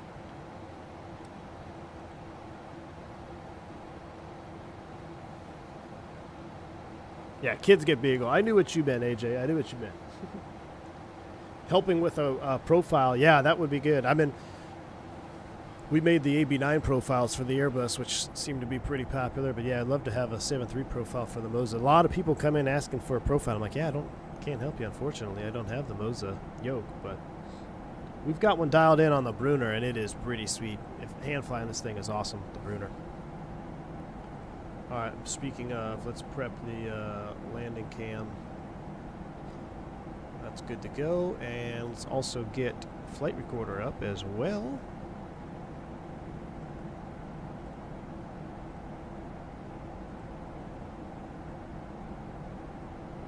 I'll try to do the Autoland test. We'll see.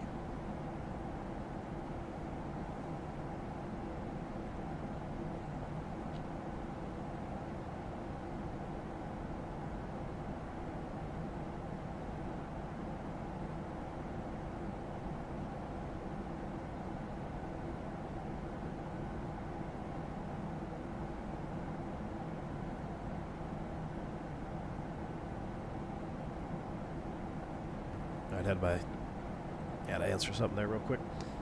Nothing will go wrong. PMDG Autolands, no problem. All right, let's do it.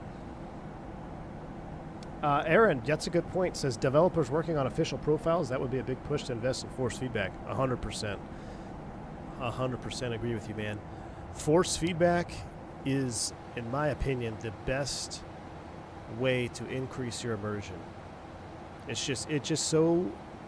Once you feel it and get to fly with force feedback, you'll understand.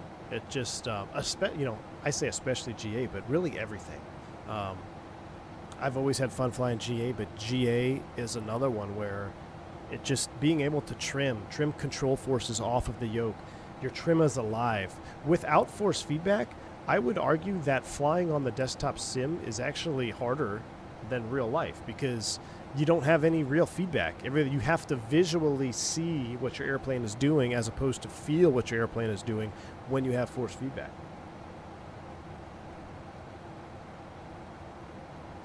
NG model looks great. I love those views. One chemtrailer, yeah, that does look great. We didn't even get to the latest changelog update. Maybe we'll look at it on the way back.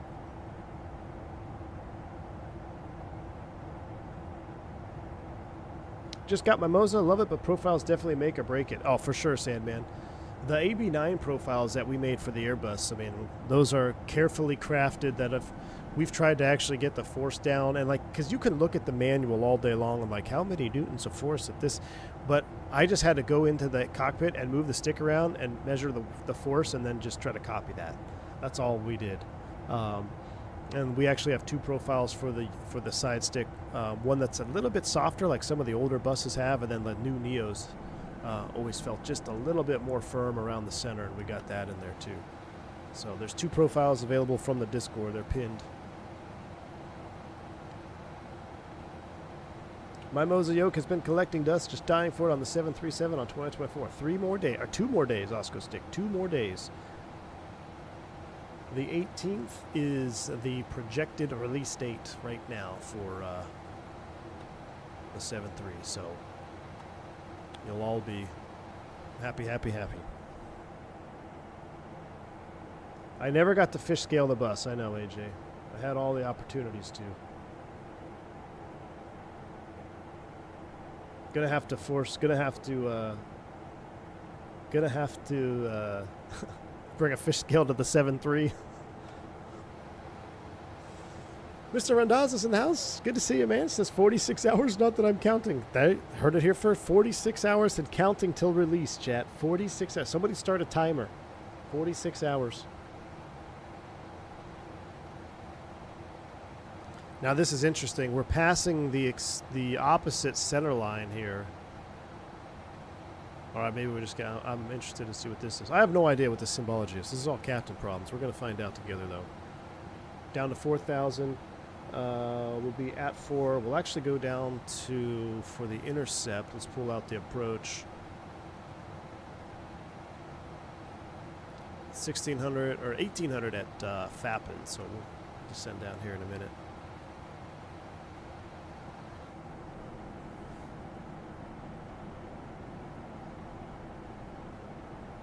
Why does the 787-10 have flaps 17 and 18? I have no idea, man. Because they designed it that way. It's my best answer. Just a little bit more fine-tuning, you know. Probably that specific wing, they needed something between flaps 16 and flaps 19, so they added 17 and 18. Oh, those are only for takeoff. Oh, okay. There you go. There you go. There's your answer. Ask and you shall receive. 17, 18, 19 are takeoff flap settings. Do we even have a 787 in 2024? I thought I saw XP72 fly on a 787 the other night. Is that a payware? I've completely blanked on 787 airplanes. The whole PMDG team is about to watch me land. Not me. They're going to watch their airplane Autoland. I'm not doing it. I know I was thinking about it, but now there's too much pressure. We're going to just let the airplane auto land. Hopefully, I set it up right. Again, I default to ask the captain on this. Not me.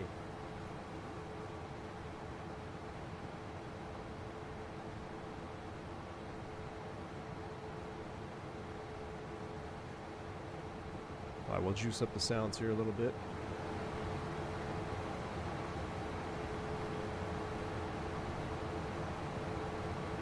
Horizon Sim, but it's Matt. Oh, okay, that's interesting.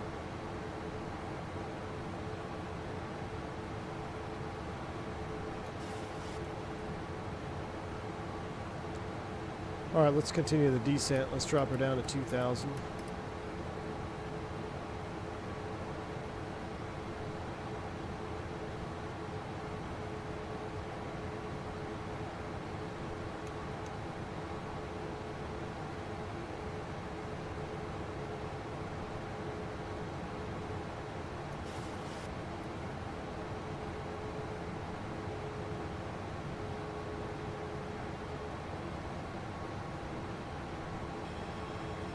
We only have a fake 787 for now. What's up, XP? Good to see you, man. I watched a little bit of that 7.8 flight the other night. Listen, is that the outflow valve? Hold on. You hear that whooshing sound?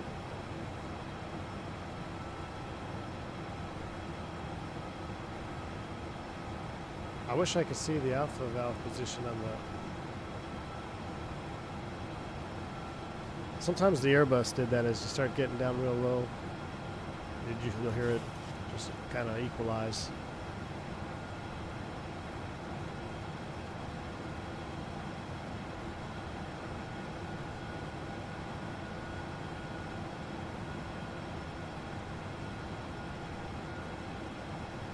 All right, we're gonna sync our heading. Heading select and level change. Down to 2,000. Flaps 5.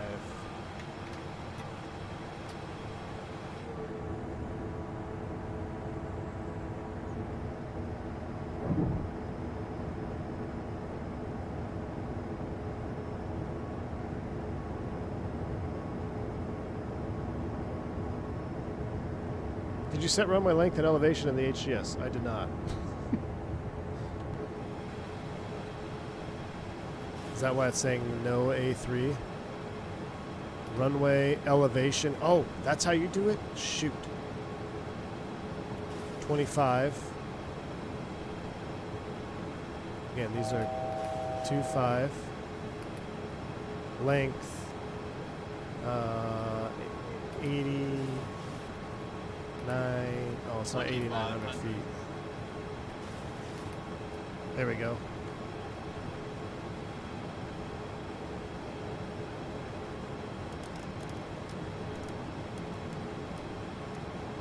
No, we don't arm them yet.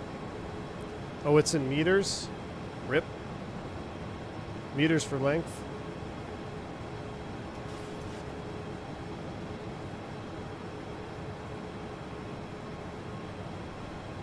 That's all right. We'll be fine. We'll be fine. We've got plenty of runway. We'll be fine. All right, let's clean up the line here. Let's take off Tudor to the top. Inbound course 168. Execute.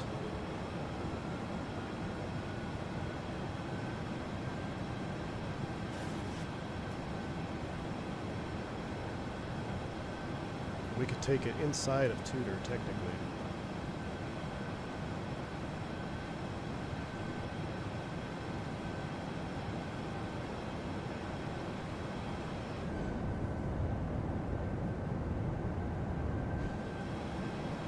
Outside air temp plus 19. We got plenty of temp.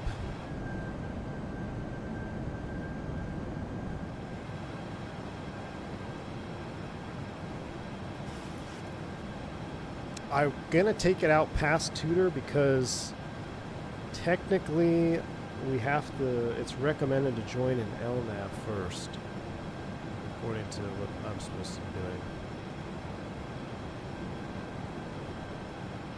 I guess we could turn inbound and just join inbound course to FAP, but that's fine. We'll beam it, we'll be fine.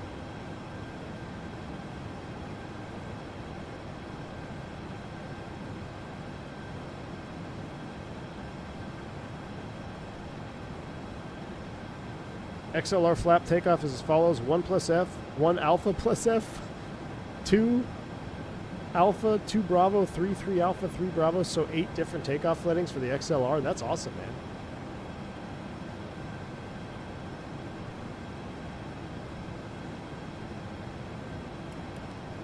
Southwest 357, turn right heading 360.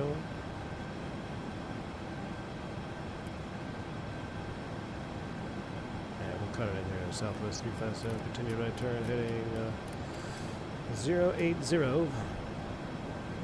Vectors final.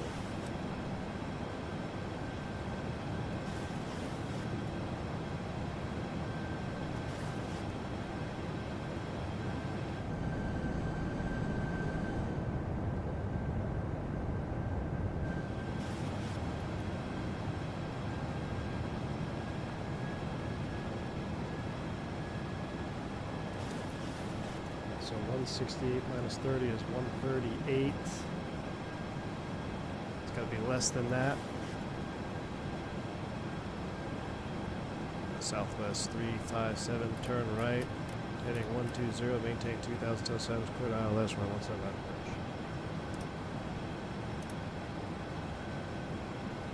Alright.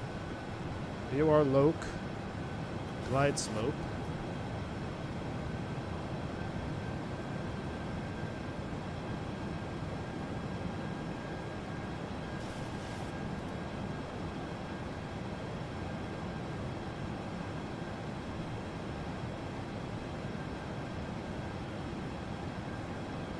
Recording is on. We'll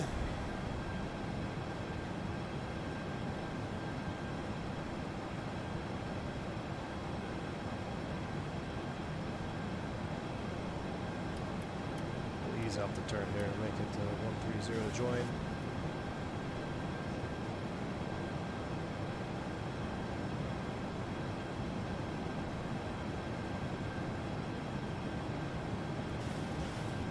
So no A3 means no auto land, really. So then we'll have to disconnect at 50 feet and hand fly. There's the load.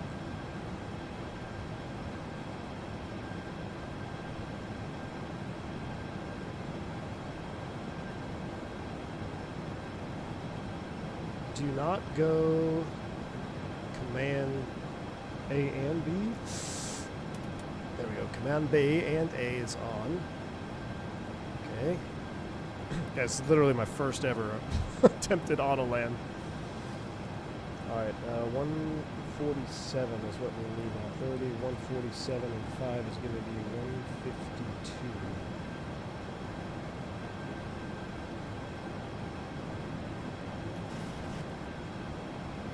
Alpha 3 is just a HUD over. Excuse me, Alpha 3 is just a HUD overlay that outlays the runway. Okay. So that's because the runway information hasn't been entered properly, I guess, so it won't give you a runway overlay, I'm assuming.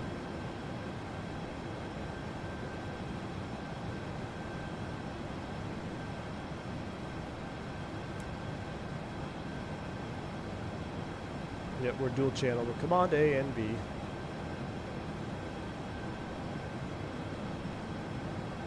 They're set on both channels, man. We're both 111.1 both sides.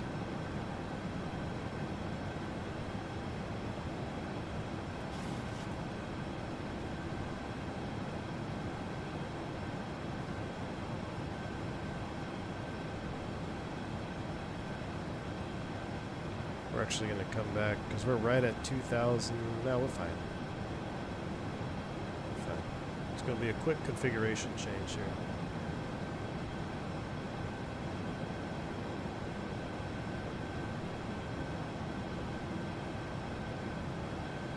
The glide slope's alive.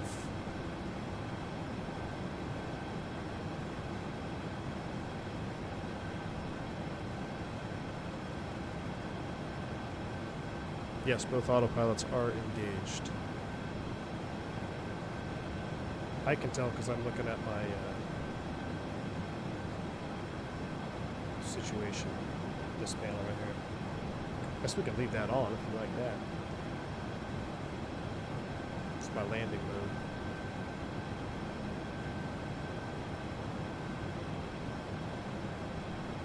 All right, here comes glide slope.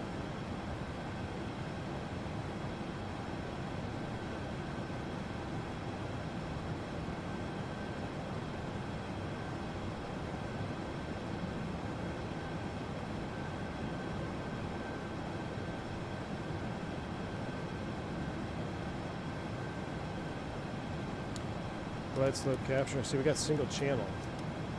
Gear down. Flaps 15. I'm not supposed to have single channel ILS. I don't believe.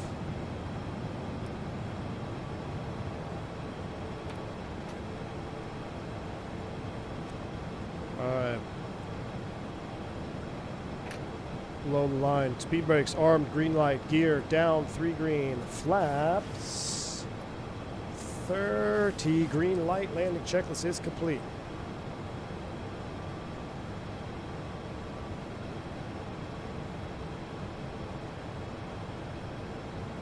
There we go.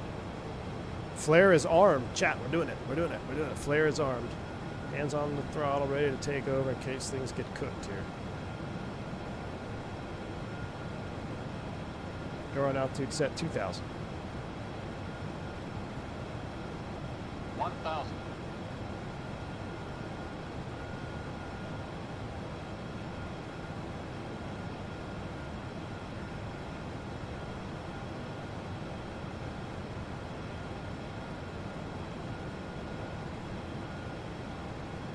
It's actually pretty low.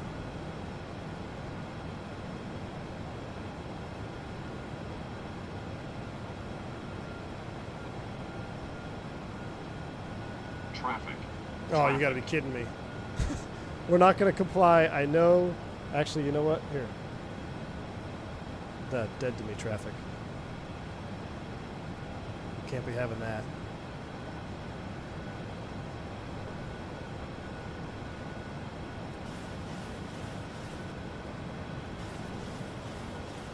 Damn, this is why you set up for the Cat 3. Look at that. We're coming down to 200 feet. If we were set up just for the Cat 1, we'd be getting ready to go missed. Yep, there's 200 feet. We go around flaps, right? If we did Cat 1, that's why we practice. Holy crap, there's a runway. Oh my gosh, what do we do? This is scary. 100. There's the alert height. Minimums. Continue. 30, 20, 10. Oh my goodness. Textbook. There's the auto throttle disconnect. PMDG is goated, guys. That was freaking sweet. Oh my word. Manual brakes.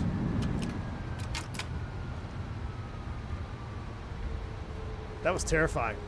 I am so glad that's captain problem now. So our SOP at 50 feet, we got to disconnect and hand fly that sucker. I haven't had to do that since I was at a regional, because we used to do Cat 2's hand flown. Wow. I'm gonna have to watch the replay back because we got down pretty low. I actually don't even know when I think we were pretty close to 50 feet before we saw visual references. My goodness. That was so much fun, man. All right, so let's go ahead and we'll get clear of the runway. We'll take our time here. We'll set things up. Stop, boom. The flaps after landing stuff. We'll get all this. Trim's going to come back. Oh, there we go. It helps if you disconnect the autopilot, right? Let me do my first officer flow. So I'm going to bring my trim back to 5 units.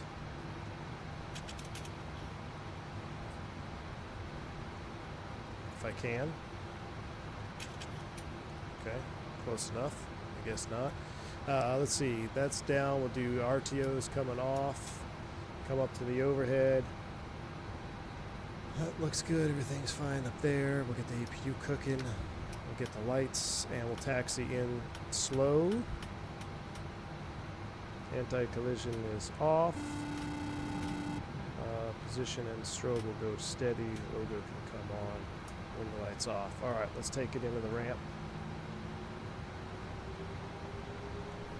And flight directors off as well.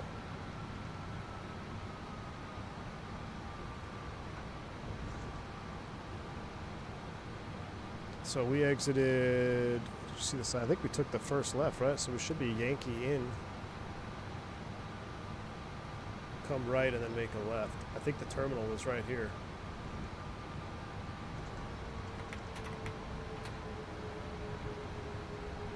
Wow. Aren't we glad we prepped for the Cat 3 on that? Man, the flaps have been modified again.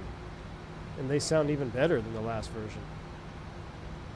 AJ, thank you for the $3 super chat as well. Is V1 appreciating the guppy a little bit? Man, after that Autoland, man, I am in love, dude.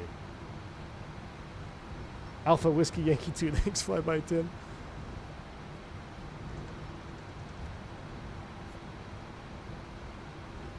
Yeah, there's the terminal. We should have gone the other way. That's all right. We're going to go Alpha, I guess Bravo 1 in. We'll come make the left down here. But welcome to low vis ops. It's actually lower here than it was in LA when we took off. Shout out to PMDG on that one. That was cool. All y'all tripping out about no A3. It worked just fine. It's amazing when you follow the procedures. We even had the runway thing that popped out. That was so cool. Wingnut's in the house. What's up, man?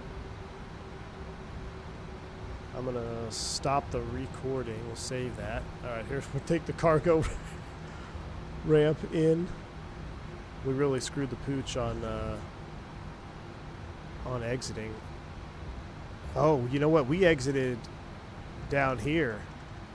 Shoot, we got to make a 180 at the cargo ramp. We got at ground. Go ahead, Southwest 357. Yeah, we missed the turnoff there. Can we make a 180 in the cargo ramp? Southwest 357, Roger. Make a 180 in the cargo ramp there, and when you're ready, just give me a advisory to copy a phone number for you. We can't have you taxiing all around willy-nilly. Southwest 357, Roger. Yeah, we we cooked that one there. I was so impressed by the landing. Oh, this is awesome though with the tiller. I could feel the difference here. A little bit of differential brake, swing her all the way around. Nice 180 there, sweet.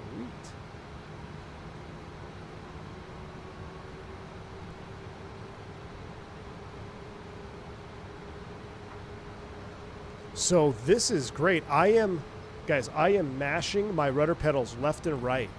You see how much more dampened it feels? That's great. So before, I think part of the problem was just a little bit of rudder input when I have, because I have mine set to tiller, or rudder and tiller, I guess. And sometimes the rudder would almost interfere. Like, look, hands off the tiller, right? So here I'm mashing my rudder pedals left and right. That's way more believable. So you could kind of nurse the center line here. And then the tiller, if I go hands on the tiller now, that feels good. That feels really good.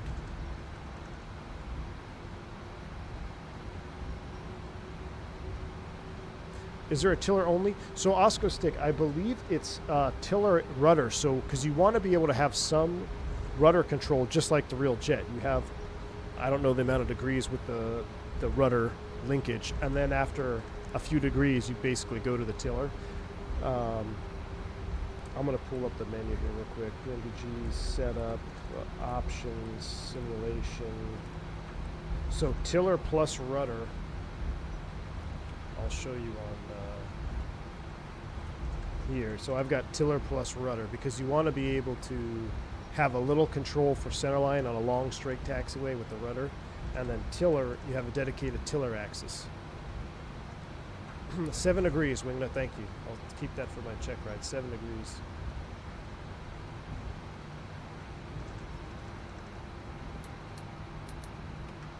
All right, APU's on bus. I really don't know where we are. This looks like not the terminal either.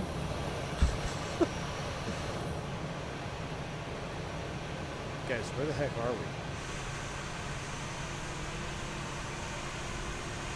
We're on Bravo 3. We're lost in Sacramento. We turned in right here. We should be able to go left. We missed the alpha turn. Taxiing is a captain problem, agreed. I don't know if this connects. There's alpha back there. Well, we wanted to test PMDG's new taxiing.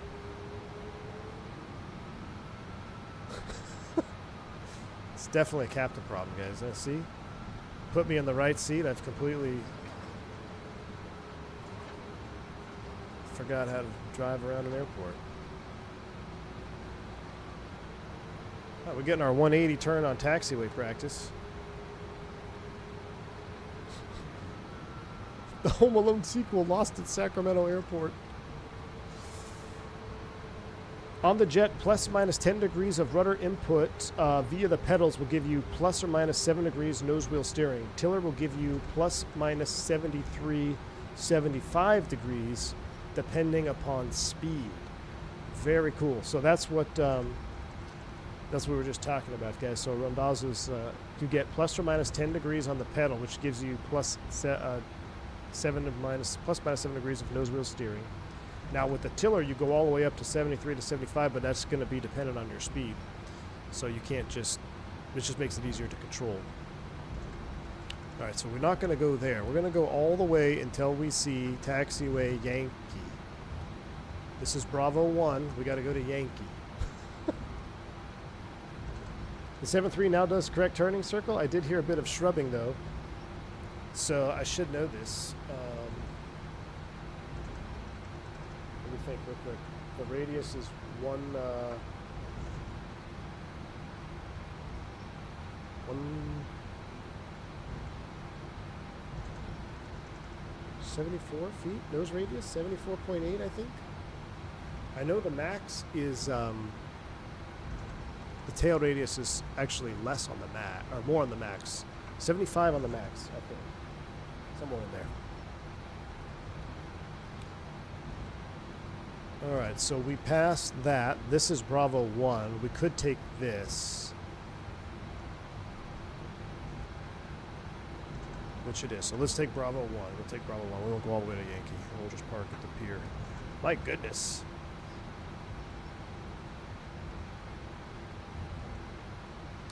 If you go herking on the tiller, you'll start scrubbing the nose wheel. It gets louder the more you abuse it. Really? Let's do a hard 90 here. Let me turn up the sounds. Get a little speed. Let's abuse the tiller here. Let's make a hard left turn.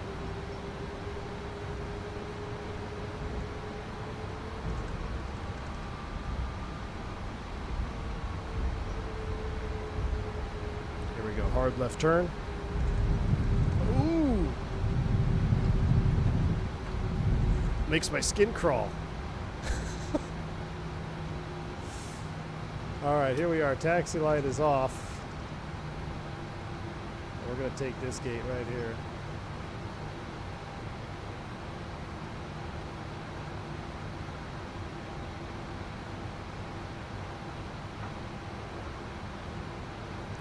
Yeah, you typically don't want to hear that scrubbing sound.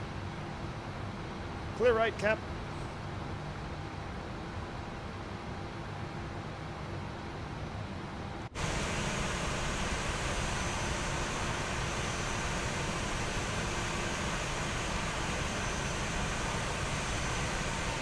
Get her straight here.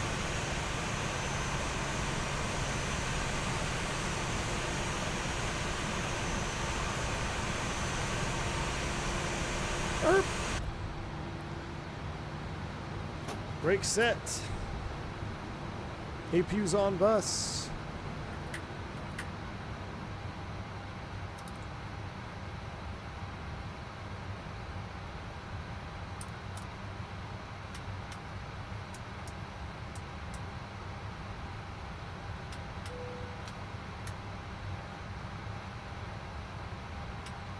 Oh, that should have been on. My bad. All right, ladies and gentlemen, welcome to Sacramento. All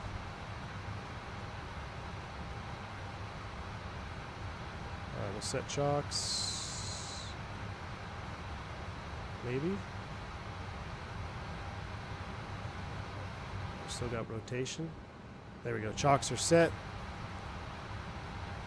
Jet bridge is coming over. We'll put that on arrival hold. Let's get ground vehicles. Let's request all. And we'll do the turnaround. That was very cool. We're going back to LA, man. We're going back to LA. So I'm going to save that replay. I mean, the question is, do we just turn around and go back to LA, see if we can get caught in another low vis, or do we reset? I kind of just want to turn back. That was my first ever Autoland. We're going to save this one, though. SMF 737 Autoland. Saved. That was very, very cool.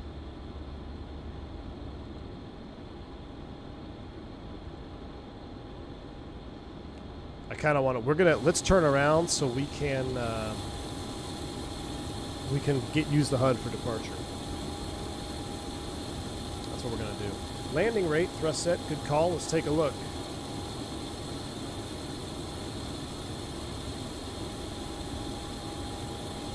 Was better than most of mine. 205 feet per minute for the Autoland, according to Volanta.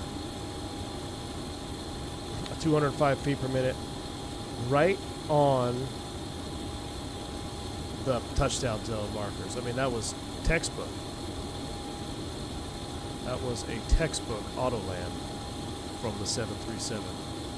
All right, fueling has showed up. Everybody's here. Let's go ahead and connect the ground power. And APU bleeds coming off. Packs are off. And APU is spooling down. I should have done fuel tank pumps. It's Captain problem. We're on ground power. We're looking good. All right. Turn time. Turn time indeed. Let me get another flight plan filed. Can you tell the difference in roll authority? Flap 30 to 40. How does it land flap 15? Wingnut, I'm just trying to land flaps 30 right now, man. We'll get to... I did do a few flap 40s early on. I like flap 40. But I have not tried a flap 15 at all yet. I have not tried a flap 15 at all. All right, let's flip the departure arrival. We'll file this. We'll get beyond ATC on. We'll go back to LA. See if we can't get a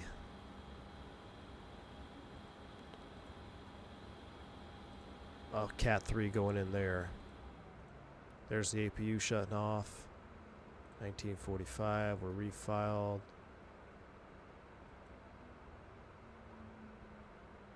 $17, the right for departure. Yes, that's what I want. All right, generate.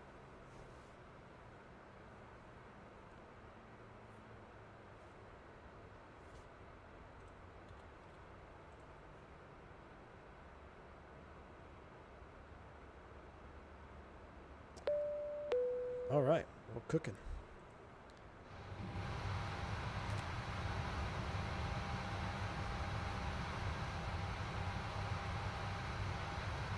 Let's go ahead and get you back to the main menu. All right. I'll tell you what, let's take a 5-minute break. Beyond ATC connected. And where's my camera tilted? We will get her loaded up. We're going back. So I'm gonna close that. Let's get our timer on. We'll do that, do that, we'll do that.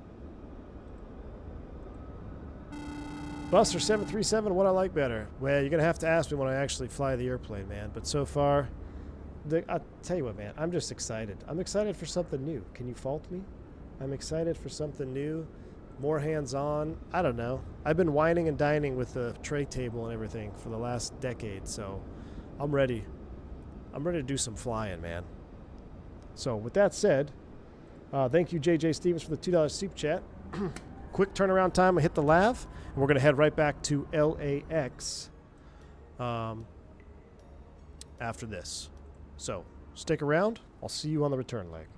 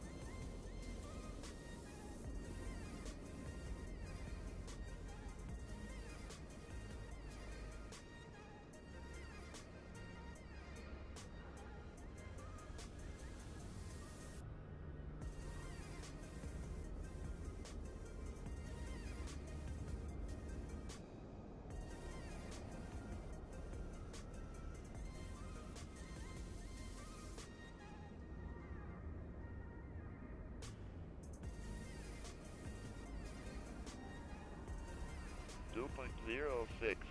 Altimeter 3029er. Landing and departing runways 17 left, 17 right. Red Michael hold short instructions. Advise on initial contact. You have information whiskey. Sacramento Almost ready. Airport information whiskey. 1617 Zulu. Wind 190 at 7. Visibility 18. Temperature 06. 2.06. Altimeter 3029er. Landing and depart. About to leave. Any questions I can still answer? Well, there's your opportunity, guys. If you have anything to ask Mr. Mathis, if he's got any, if you got any questions, now would be the time. Thank you for stopping by, though, man. Appreciate you. We got everything fired up here. We're going to do leg 2 on the way back to LAX. I think we still need to move on the new ground vehicles into the new build. They all look pretty detailed now. Nice. You know what I just noticed? Yeah, these are actually different looking ground vehicles. Yeah, before they used to all say PMDG, right? They do look different. We got the fueler out here doing fueler things. So cool. Yeah.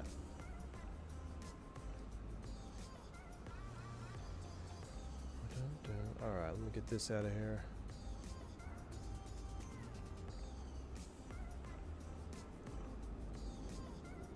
What was I supposed to check? Mathis gave me something in DMs? What?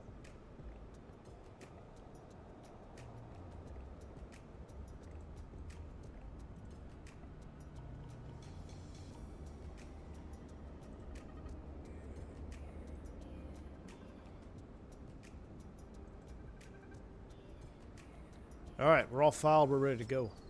Let's do it.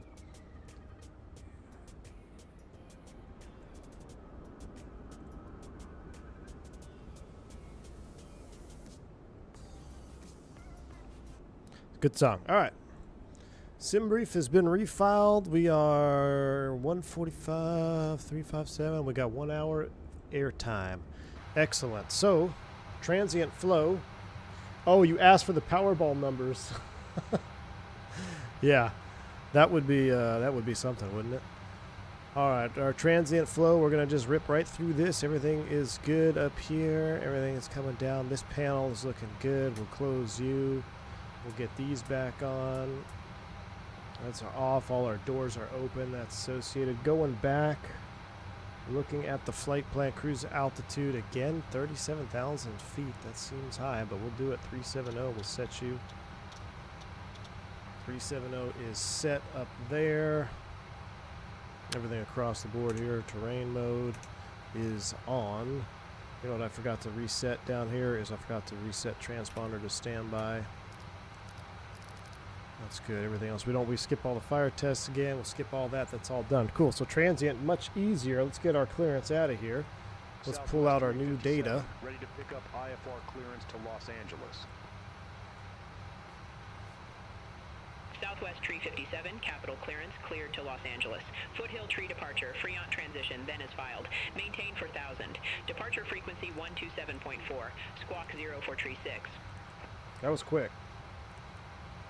Cleared to Los Angeles. Foothill Tree departure, Fremont transition, then is filed. Maintain 4000. Departure frequency 127.4. Squawk 0 for 36, Southwest 357. Let me reset the flight tracker so we have landing rate going back. 121.7 when ready for pushback or engine start. Ground 121.7 when ready, Southwest 357. All right, we got our flight tracker set up for the return now as well. All right. All right. Looks like there's some weather to the north of us. 17 right for departure, huh? Squawk 0436. Put that in the code down here, 0436. And let's go ahead and do this down here. Route uplink ready. We'll load that. We'll get you going. 17 right, Foothill 3. No, I'm not using local voices. I'm using the premium voices. Matthew says we're not planning a no winglet at this moment. Sorry, any new version is a huge additional load. Oh, that's what I was going to ask that. Yeah, man, yeah, the winglet version. We got the 600 for that, but yeah, We used to have a wingletless 800, right? That we could fly for Alaska. All right, departure, arrival. Let's do this. Let's do this. Let's do F12 for you guys. And we're Foothill 3, 17 right. Foothill 3. We're going out to Frankfurt today. Yes, we are. Frankfurt transition, execute. Go back to the index LAX. We'll plan 24 right. Probably another aisle. Now this one, what I'll try to do is I will try to disconnect at 50 and manually land in LAX like we're going to. 24 right, Ironman 2. Ironman Southwest 2. 2255, contact Capital Off Tower of 125.7, Rebird. take care. Execute. That looks Over to good. Tower 125.7, Southwest 2255. We'll check out the Have a good legs morning. page here. Beautiful, beautiful, beautiful. I need to put you into plan mode.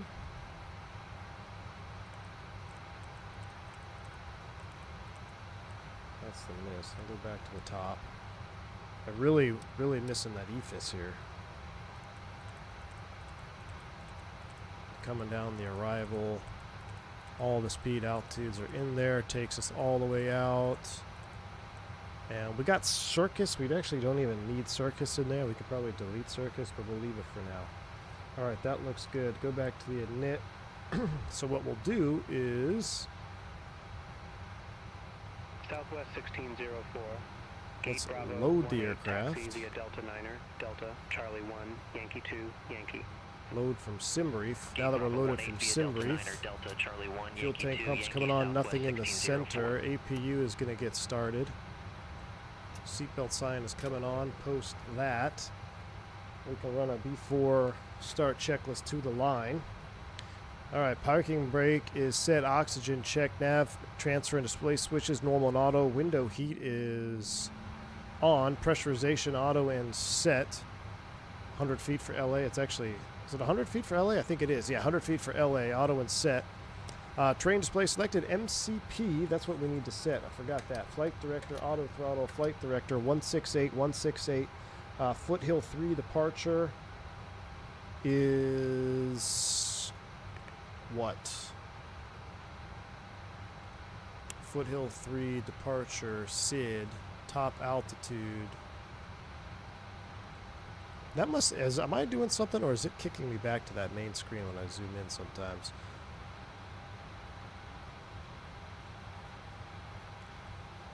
17 doesn't really say. Initial climb, maintain, flight level 190.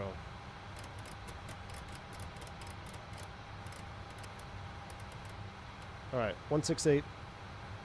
We'll do our speeds. I'm actually going to zero this out till I get our V2 speed. 168, 168, 19, 168 across the board. Cool. That's all set. So MCP, and we'll actually be a LNAV, and we can't arm VNAV yet, but we'll have LNAV armed for now because we got to get our weights. Fuel quantity and distribution. We got 13,000 pounds in check. CDU checked. Engine start levers cut off. Transponder TARA. Aileron rudder trim 00. Departure briefing complete. Fasten seatbelts are on. APU is on buses. Silly captain. Keep forgetting that. APU's on buses. Fuel panel set. Flight forms AML. Onboard accepted. Aircraft is 8520 Quebec. EEDs are off. Before start checklist to the line. About 3 minutes there. Let's get some bleed going to the cabin. While that happens, we will start closing up shop with the ground ops. Let's go ahead and release all vehicles.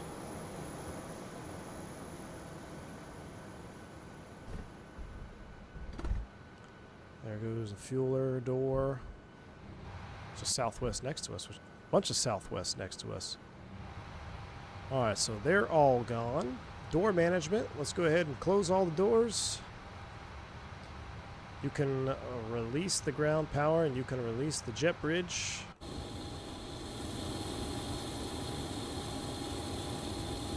Let's bring in our weights. 26. Reserve 2.9. Costanex 55. 370.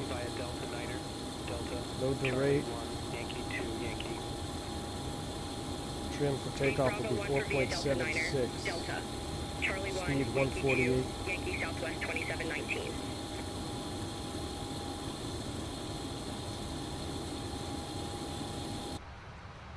Alright, and we can remove chocks. Alright, I'll do my flow as we get ready for engine start. Refueling's complete. Hydraulics are coming on. Packs off, APU bleed is on. Anti-collision light, doors out. Verify hydraulic is juiced, 2960. What's our oil at? 1817. We're looking good there as well. So, before start checklist below the line. Probe heat on, hydraulic panel set, doors, windows, double check, closed and locked. Anti-collision light is on, before start checklist is complete, call for push. And ground, Southwest 357, request pushback and engine start. I don't know, I gotta get used to that again. Gotta learn how to call back.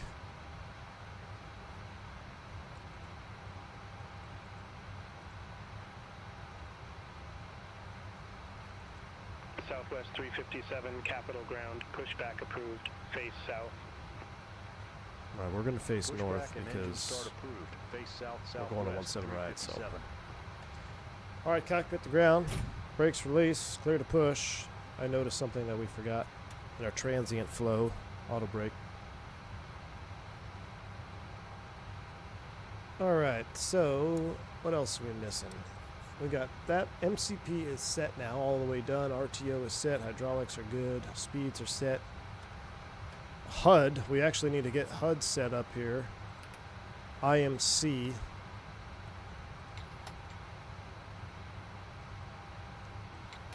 Let me see what the HUD setting is for takeoff. I don't know. What's our visibility right now? Let's go to the home page. Sacramento right now is half mile. Visibility 3/4 from the tower. So technically, we don't need the HUD because it's not below 1600 RVR. Like, look, if you saw this, you'd be like, this is really low, but this is still half mile viz, right? So it's not that low. I dropped a super chat, but I spent that on GPU bracket. Thanks. Dude, that's such a bummer, man. That is such a bummer. It's all good, man. We know you're suffering. Flight Navy's got a $6,000 paperweight at home because he listened to Turk Heron for his PC supplies. Push complete, set brakes, brake set. Let's go ahead, ground 2. I really want to listen to the flap deployment on this one.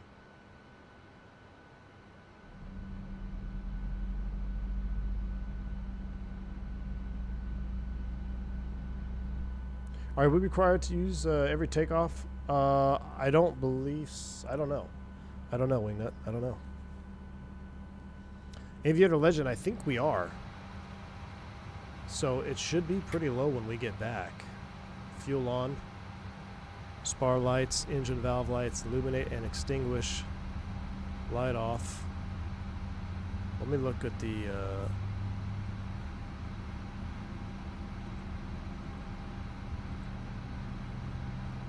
LAX 1/16th, yes. 1/16th mile.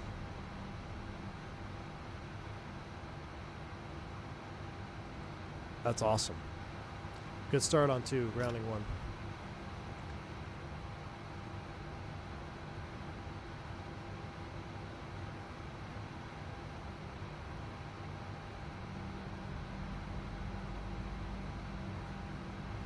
Look at the EGT going down. There's N1 rotation. Fuel on. 2 light ups, and then they will extinguish. Beautiful.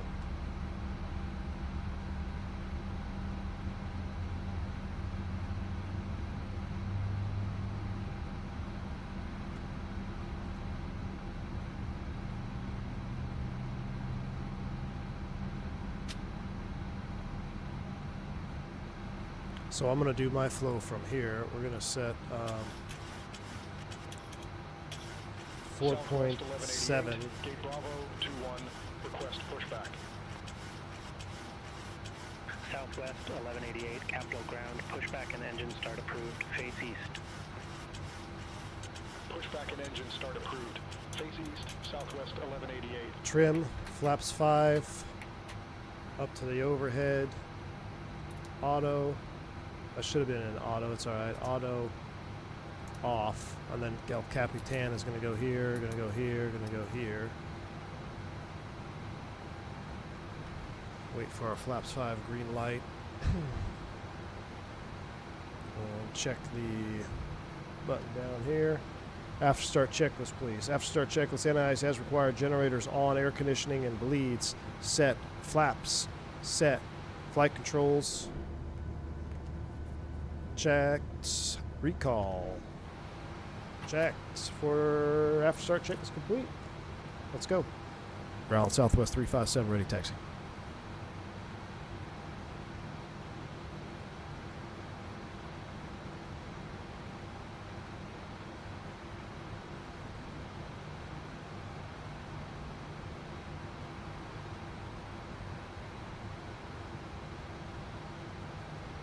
Taking a really long time to process the speech today at the Beyond ATC facility. Southwest 357, runway 17 right, taxi via Yankee 4, Bravo 1, Alpha, Alpha 3. Runway 17 right, taxi via Yankee 4, Bravo 1, Alpha, Alpha 3, Southwest Yankee 4. Southwest 1188, taxi for departure. Yankee 4 Bravo 1. He wants me to do a 1. That's why he wanted me to Southwest. Alpha Alpha 3. Right, taxi via Yankee 4, So, Bravo, brakes Bravo released. 2, Why? Alpha 3. Why do I not Taxi via have... Yankee 4, Bravo, Bravo 2, Alpha, Alpha Tree, There we Southwest go. 1188. Nav on.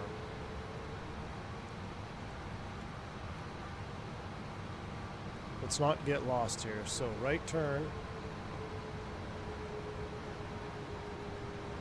We need to go down to Bravo 1.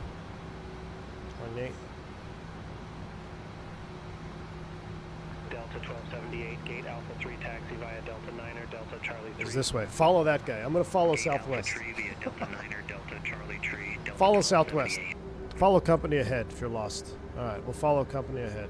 Skywest 33. I don't know why we can't just go out the other way, but we'll follow. Taxi via Alpha 11, Alpha Bravo 1, Yankee 4.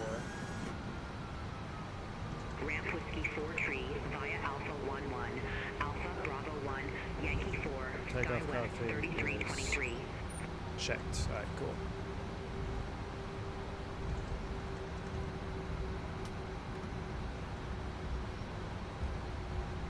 Can you do the takeoff? I just did it. Let me see, Wayne. I'll maybe my throttles were in the way. Let me do it again for you. I'll zoom in on it. So we're at idle and takeoff config check. It moves up like an N1 or 2. I don't know what the real ones do. You let me know.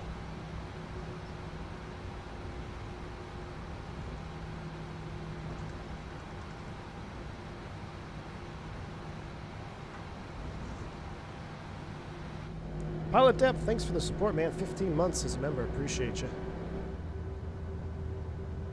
Oh, you know what? We forgot to deploy the flaps from Wingview with our new flap sounds.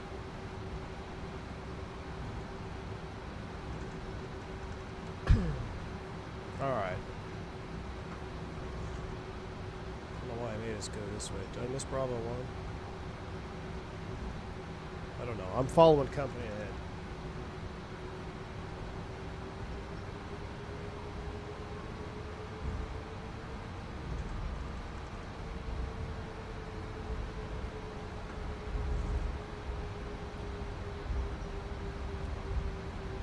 Yep, there's Bravo 2, so we screwed that up.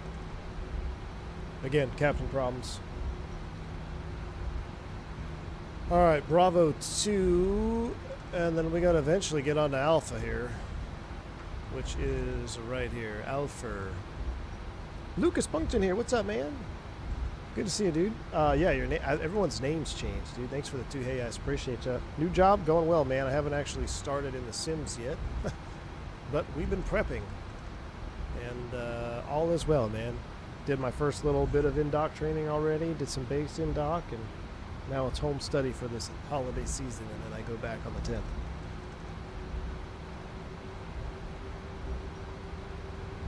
What's up, Jason? How do I feel about the sounds compared to Boris? I like them, man. I think Boris is also very good. We'll have to check when Boris gets released too, because I only did a flight or two with the Boris sound pack.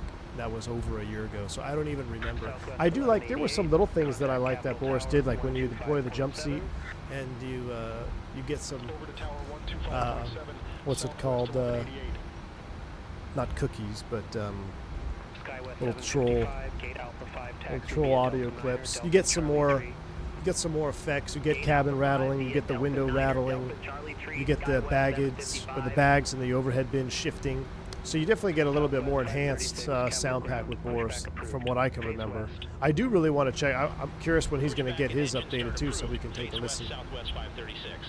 But as far as the default, I mean, this is a huge improvement. Before, it was almost like the PMDG lacked a life of its own. It almost seemed sterile in the default sounds.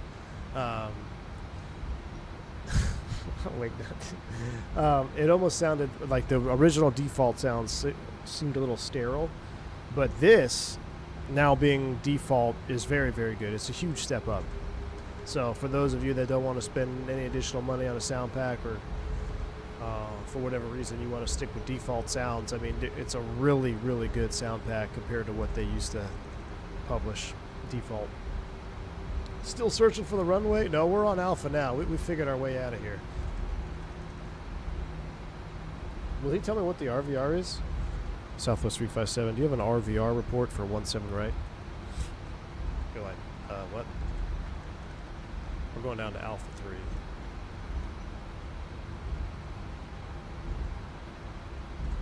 Bobtech, I don't think I've seen a price yet. Southwest 357, RVR information is unavailable. Oh, RVR unavailable. So that means it can't be controlling if it's unavailable. So you got a visibility report for Southwest 357?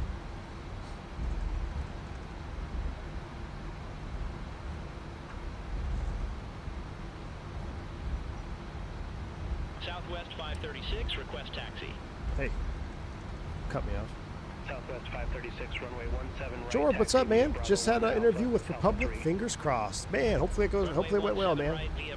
Best of luck to you. Republic Airlines. Capital Ground Southwest 357. Public Airways. Visibility information is unavailable. Visibility unavailable. All right, well then we're good to go. So in that case, we're gonna go reset Southwest barrel 357, contact Capital Tower 300. 125.7. See you. Update our barrel ref 3029. 125.7, Southwest 357.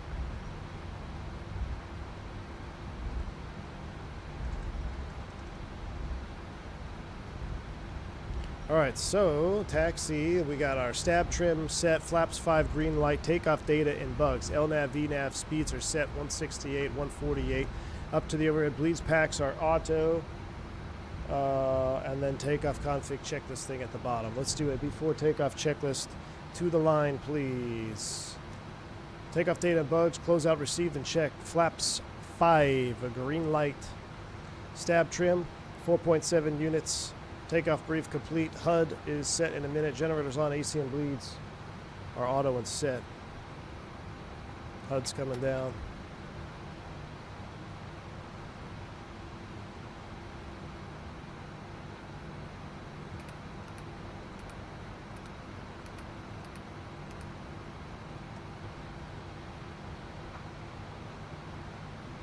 I wonder if it should be in VMC primary. No. All right, below the line. MCP ND checked, runway 17 right. PA's complete, lights set for takeoff, checklist complete. Tower Southwest 357, holding short 17 right, ready for departure.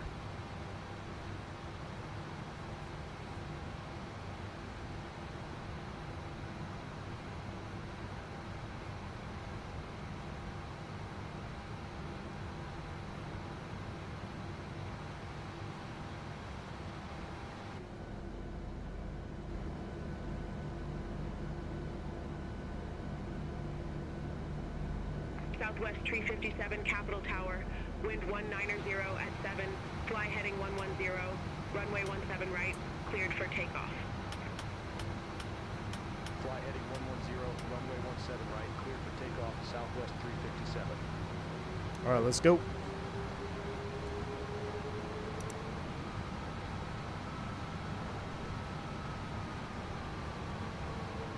Double check. Yep.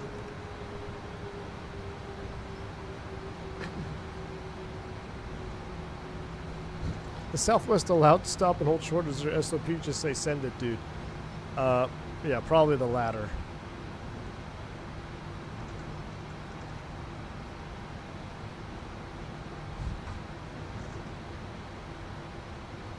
All right, 17, right, there we go. That's pretty low. This is definitely a Captain takeoff visibility right here. Below 1600 RVR for sure. This is probably closer to 600 RVR. This is pretty low.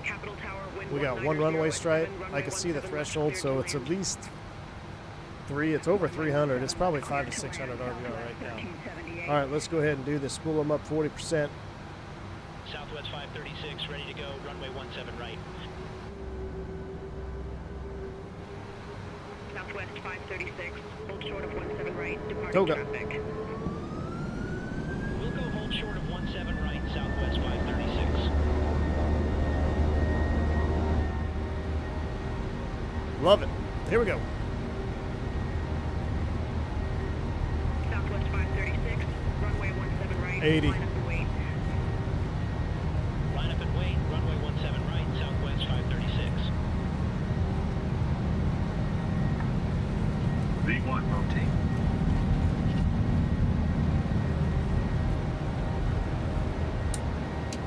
Positive rate of climb. Gear up. No need to fly with. Let's just fly the departure. 20 degrees. LNAV VNAV speed. Here comes the left turn.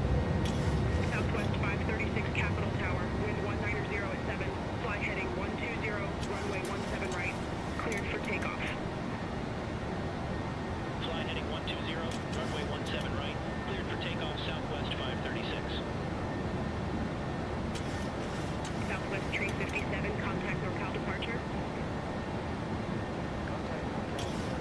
Flaps 1. Southwest 357, NorCal departure, radar contact, cleared direct to Foothill. Flaps up. Have to take off checklist.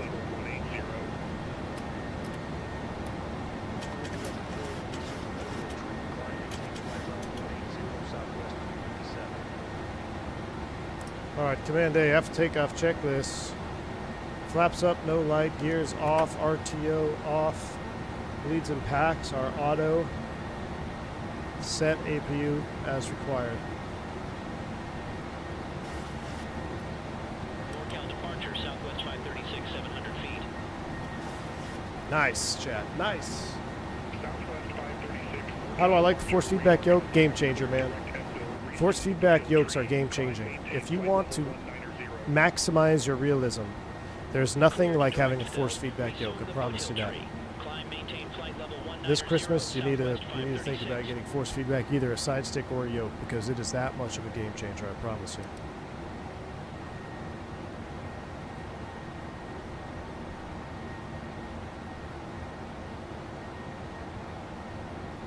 All right, so we got to be IMC there for that.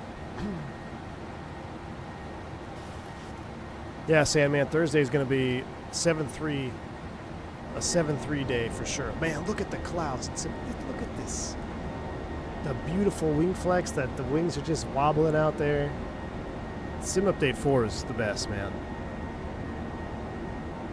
And I've run this entire stream with no auto FPS, guys. That's what blows my mind. No auto FPS and streaming, just performance is incredible. With the low visibility, all these clouds.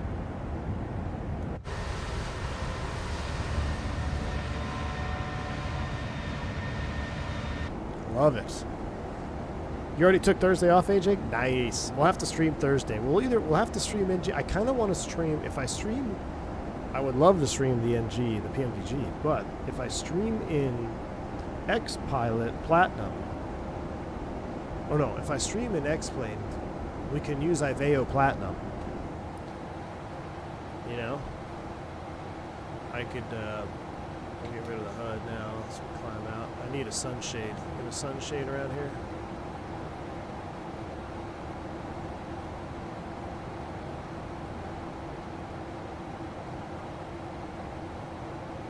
What, can you have a sunshade and the HUD? Nope. That's cool. You can't have a sunshade in the HUD.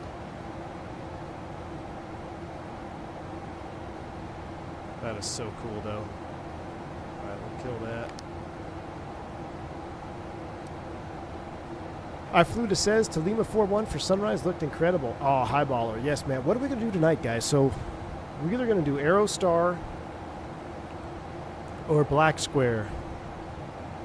Aerostar or Black Square tonight, and we got to come up with a route.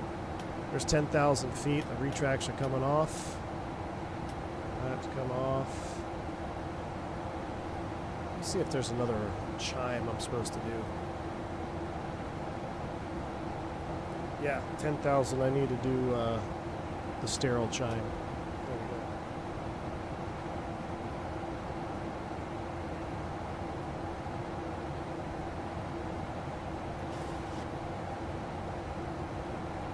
Yes, yes. Starship. We could do Starship. I need some practice with the Starship though. That's the thing. I haven't done a Starship. I haven't had time to do a Starship practice flight. If I had to choose one of the Black Square planes, which would you go for? Well, do you want a turbine or a turboprop, or do you want a piston? That's what you have to ask yourself first. Do you want a turboprop or a piston? If you can answer that, then we can give you the answer.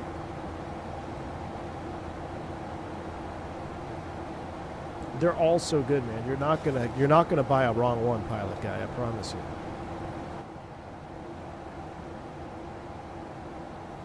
Real life cloud surfing here, guys.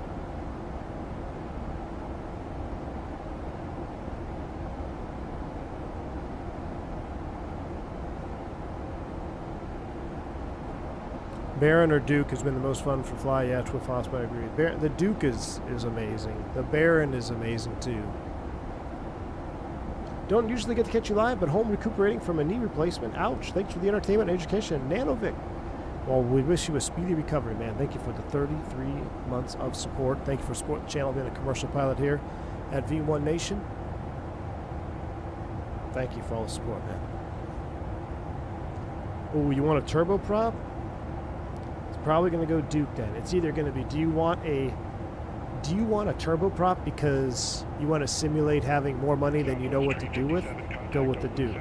If you want a turboprop that has almost like regional airline capabilities, go with the Starship. The Starship is as close as you're going to get to a prop liner, but it's a GA airplane, but it's got a whole lot of stuff. But it's also very unique, so it may not be for everybody, but it is, to me, it's one of the best add-ons out there. All right, 370, we'll spin that in the window here.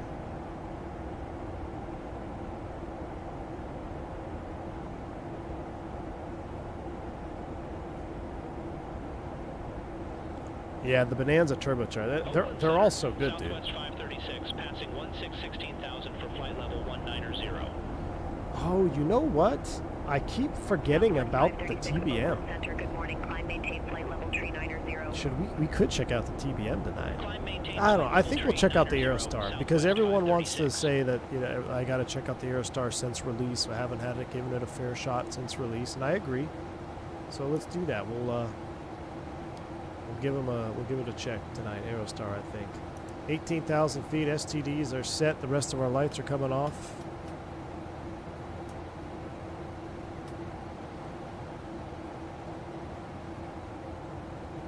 Now we can just sit back, relax, and enjoy the jump seat view here.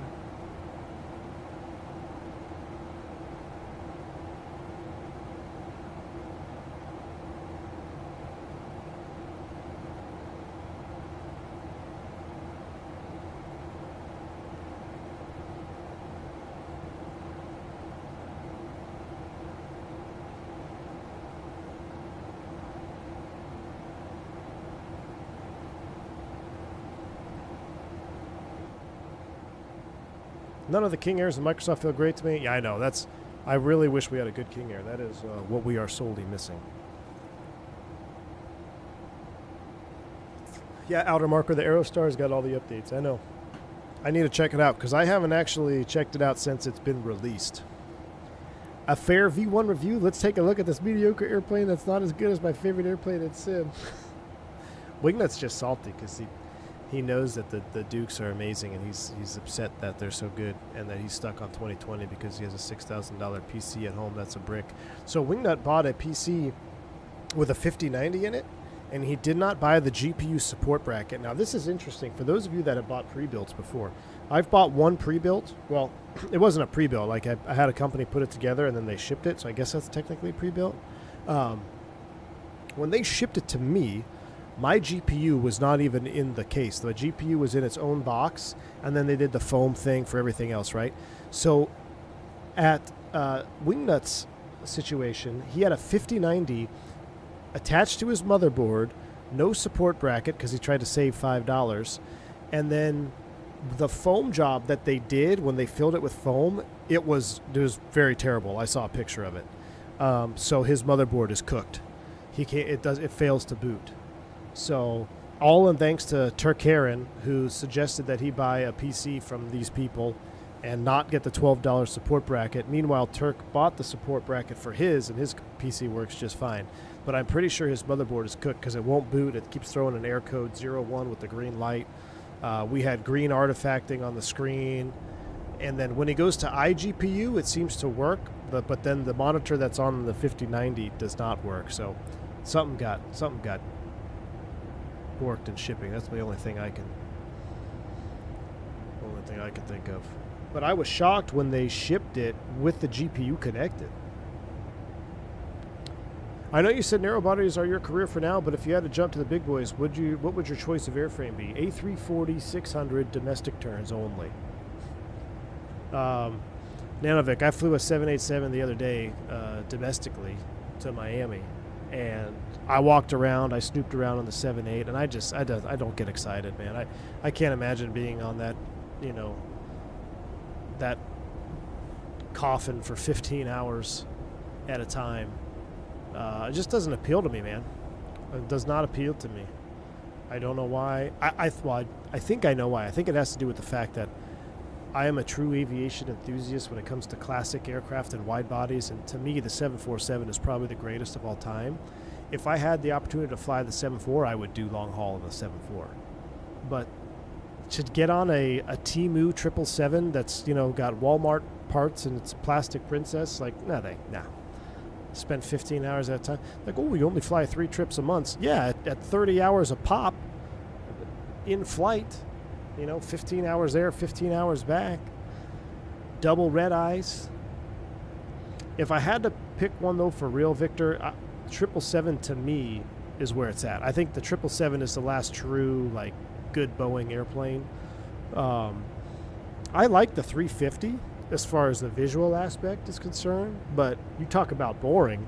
I mean, the A320 is so automated, I can't imagine having a more automated airplane and fly longer. That just seems incredibly boring to me. I like doing short flights up and down. Takeoff and landings are the best part of any flight. No one is going to say, oh, the best part of flying is sitting in a cruise. No. Takeoffs and landings are the best part. Oakland Center, Southwest 3162, descending via Sutter 4, flight level 232. Santana 06, turn right, heading 225. Turn right, heading 225, Santana 06. Southwest 3162, Oakland Center. You need to work with Ryanair. Any chance for some jet time? I don't know who jet time is.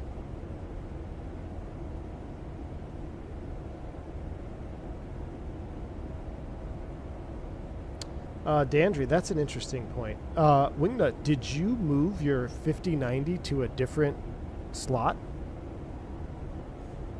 Or did you already pack it up? He might have packed it up already. Wingnut got really scared. He didn't want to even move his RAM around to try to troubleshoot. So I think he might have packed it up already. But that would have been a thing to try. Is we had him disconnected, reconnected, but you should have plugged it into a different slot. That would have been a good idea. Plus, you'd have to be a Delta guy with a stick up your hat to fly the 350. True story, Wingnut. Ain't nobody got time for that. Jet Time is Danish charter. Wow, never heard of them. Maybe in the future. I could go for a Danish right about now.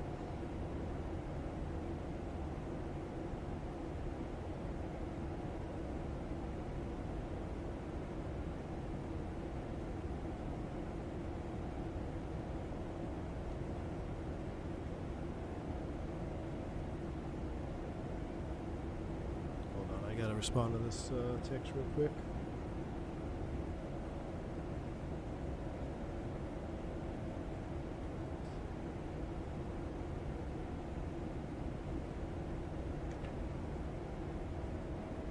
All right. If you go fly the 7.5, or if you could fly the 7.5, would you go for it? Yes. But those days are pretty much long gone now. If you're not on the 7.5 right now, there's really no going to it, because I just saw something where Delta's reducing it like 26% again. I mean, it's not going to be very long, guys, and there's not even going to be any passenger 7.5s flying. I know there's two main operators in the U.S. that operate them, and they're both reducing them. They're retiring them out. So the thing with that is if you bid to the 7.5, you're actually going to be shrinking. Your fleet is, with your fleet shrinking, your seniority is going to be kind of going the wrong way or stagnant, you know?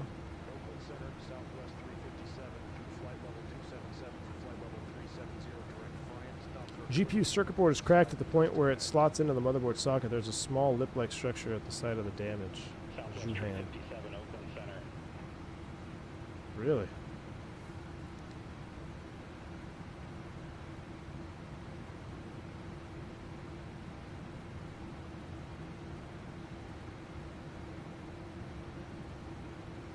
Aaron, would you say 24 is stable enough to upgrade? Oh, dude, it's been stable since... Honestly, I really haven't had an issue since like the second, day it was out. The release day was a mess, and there were people that got corrupt downloads and stuff, myself included. Someone said after week 2, yeah, pretty much after week 2, 2024 has been more stable to me than 2020 ever was. Also, 2024 has been much more enjoyable for me. That's just how I was mentally prepared.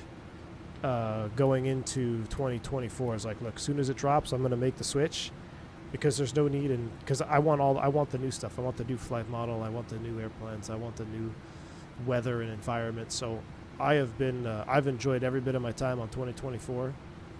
I know some people just want to stick with their 2020, which is fine. I mean, that's kind of like the age-old argument, which is better, X-Plane or Microsoft? Well, if you like 2020, fly 2020. But in my opinion, at this point, I think you're actually starting to miss out now. Like, if you're still flying 2020 and you're just kind of waiting to go to 2024, I would say you're missing out now. You're missing out on too many new features, too many improvements that you're not getting the full experience that you could be getting on 24 if you're still in 2020. It's not perfect. I mean, it's definitely, the sim is not perfect, but it's definitely at a point where I firmly believe that's true. Will you be starting an NG or Max? So the initial training is all done in the NG, and then at the end, I do a sim in the Max.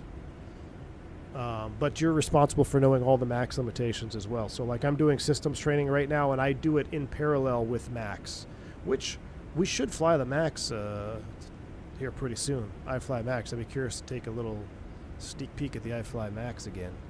But yes, I'm responsible for knowing both, limitations and the differences for both airframes. When FSX launched, people flew FS9 over FSX, then prepare FS that, the next plane of it. Yeah, Dandre, you're 100% right, man. You're 100% right. There's always going to be people that want to stick with, either they don't like change, or they're like me in other facets of my life where I always think, hey, if it's not broke, don't fix it, right? I live by that. Same with updating software. Like, hey, if I don't need to update it, I'm not updating it. I don't care. It's working the way I want it. I don't want any changes. And I think people feel the same way about their sim.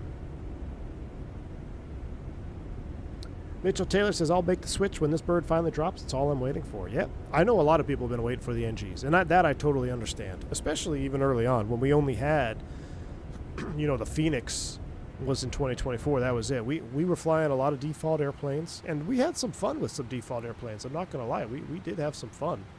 I actually kind of want to fly the 404 or the Titan again. I saw there was some updates to the changelog of the Titan and default, so I might have to take a look at that. 2020 got to the point it would CTD on the original loading screen, forced my hand to 24. Yeah, I just loved. I mean, my 2020 got to the point of taking 30 minutes to load. 357, contact Oakland Center 123.8. Take care. Aaron, I meant in 24, sorry. Yeah, PMDG came before the Fenix, but I meant in 2024. We only had like the Fenix, and then what else was compatible? I think the 146 got a compatibility update pretty soon. 330s. Southwest Tree 57, Oakland Center. But I'm right there with Diabetic Lad, man. 7.3 this, 7.3 that, 7.47 when. That's where I'm at. Pack Valley 7721, Oakland Center. Expect radar vectors, RNAV runway 12. Expect radar vectors, RNAV runway 12. Pack Valley 7721.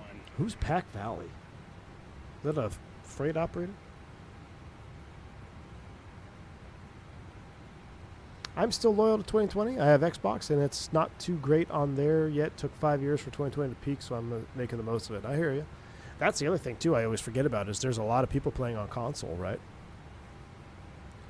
Empire. Diabetic Lad. I omitted. No time to work on the DC-6. We need to focus on the 7.4. All hands on deck, 747. Zach, what's up, man? I don't know where you ended up leaving, but we did a pretty incredible Autoland, which we will watch the replay at the conclusion of this flight. We'll watch both replays. But, man, that was an incredible Autoland in Sacramento. If you like that Autoland, make sure you do hit the like button on this stream if you can. That was pretty sweet. We got to get that out there to the algorithms.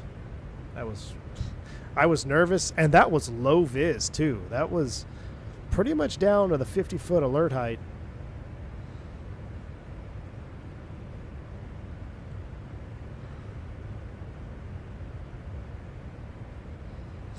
Al Loper, I hear you, man. When you switched to 2024, you thought something was wrong because it loaded so much faster. Rocker, yeah, instantly. I can Alt F4 and reload 2024 in probably 3 minutes. Where 2020 would take, no joking, 10 minutes, 7, 8 minutes just to load the sim. I would launch the sim and then go do something, come back, and get ready.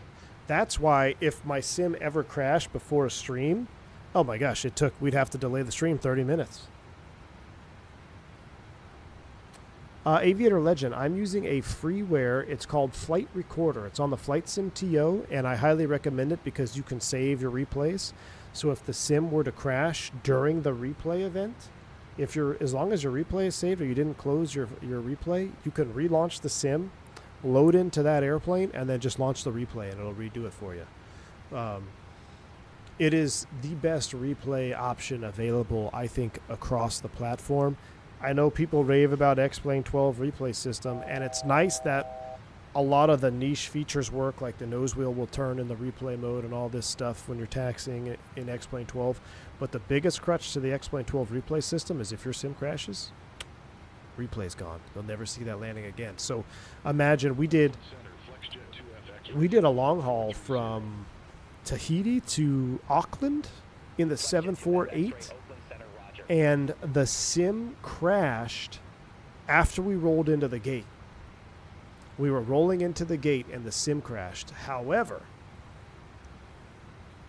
the replay was saved. So that was nice. Got to see the actual landing. You know, if you do a long haul, you don't want to miss your landing. All right, 1,000 to go. Right, you can't change the time in X-Plane replay. That's another downside. Yep, I agree with you there. All right, let's take a look outside here. Let's do a little outside view.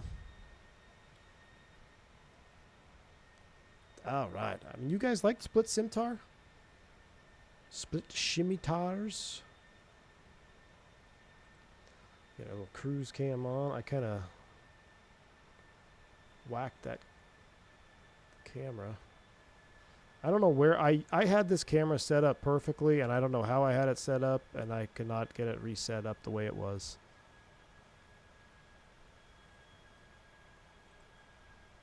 Let's do an actual reset. I gotta get you level. There we go. We'll come back around. Those clouds look absolutely incredible.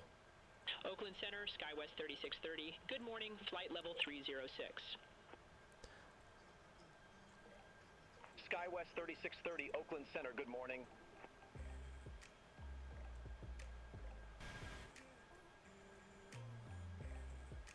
That's a vibe right there.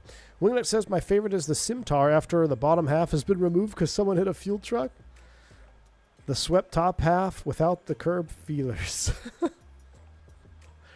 Oh, so just this part? Yeah, that would be kind of cool. There's your curb feelers down there. Flight deck to Sim X-Plane crashed on a second leg Saturday. He could not reload it. Yep, see? X-Plane crashes, you're toast. You're toast. The way X-Plane runs as a whole is just dated. It's just dated, man. We have the Iron Man selected, right? Yeah, we do. I can accept that clearance.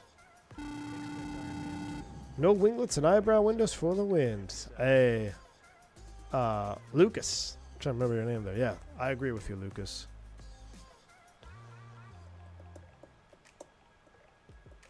Is it hard importing all your sceneries to 2024? Christian Flies, don't do it, man.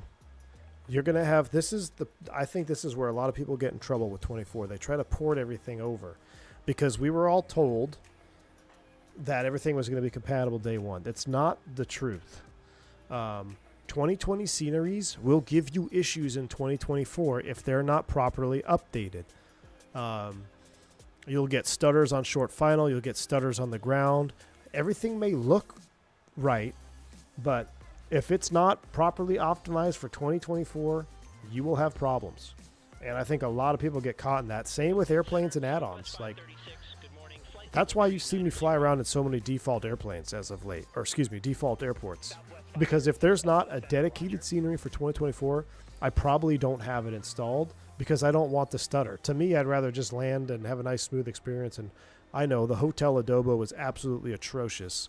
I don't know why they decided to go to that default terminal style for default airports. But to me, it's better than having issues with a 2020 scenery. Fuel trucks, amateurs, professionals take out entire light poles. Oh, my goodness. I remember when that happened, Turks. I was there that day. I remember taxiing down Echo and seeing the light pole on the ground. Should I get a force feedback yoke or WinWing FMC for your first PC? Get a force feedback yoke. If I had to rank simulation enhancers, it would be force feedback control device, whether that's either a side stick or a yoke. Then I would go with the autopilot panel, because the autopilot panel is how you fly the jet in real life. You use the autopilot panel 90% of the time because the autopilot's engaged, right? You don't have to use your mouse wheel to manipulate. You can you can manipulate it from this view. Like if I want to descend, I can come in here, scroll in an altitude, hit level change, whatever. So I would go force feedback. I would go autopilot panel. Then I would actually go, if you use the Honeycomb Bravo, I would go some sort of throttle mod or throttle quadrant. Either a dedicated quadrant for your favorite airliner and then get some Blackbird control levers for your Honeycomb Bravo, because having full-size levers makes another huge difference. It actually makes it a little bit easier to get precise movements of the thrust levers because you've got a longer arm, you know, the whole geometry thing again. You got arm, moment, all that stuff, right? So having a taller full-size levers make a difference. And then I would go FMC. The FMC, and FMC is not last because it's the least amount of fun. It's arguably as much fun as the autopilot panel and force feedback. However, in terms of what you get out of your sim, you really, in my opinion, should have the other things first, because that's where you're going to be doing a lot of your manipulating. Now, if you can combine it, you can combine autopilot panel and FMC, it's game over, man. It's incredible if you can combine it. So that's my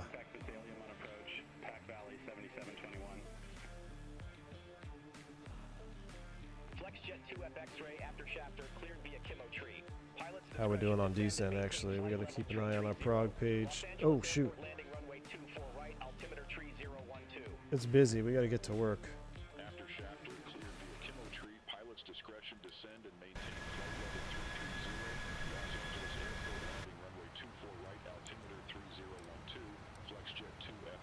Let's request ready for descent. Southwest tree 57, contact Oakland Center 128.7. Center on 128.7, Southwest 357, see ya. Oakland Center, Southwest 357, good morning, flight level 370. Southwest 357, Oakland Center, roger.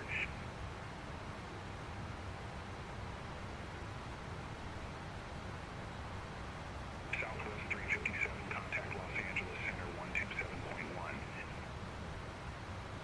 Contact Los Angeles Center 127.1. Iron Man 1 is 6,000 at the bottom. We're going to get behind on our TOD here.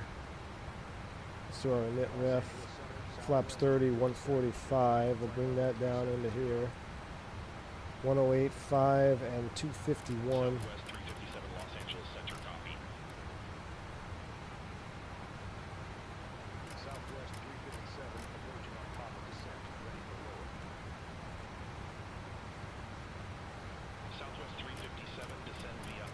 All right, 6,000 is the bottom.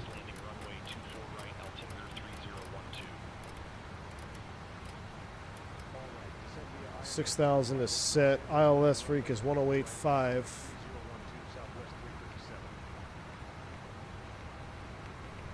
I don't want air. Okay, there we go. That's fine. 1085.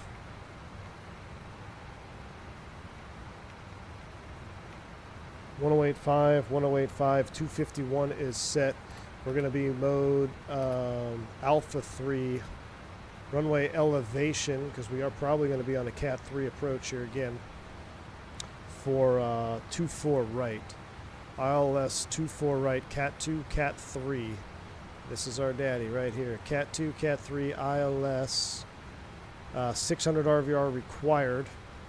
We know it's going to be 50-foot alert height. Touchdown zone is 122. So elevation 122, enter, 3-degree slope. Length for the runway is, what did we say, 24 right? Yeah, 24 right. 24 right.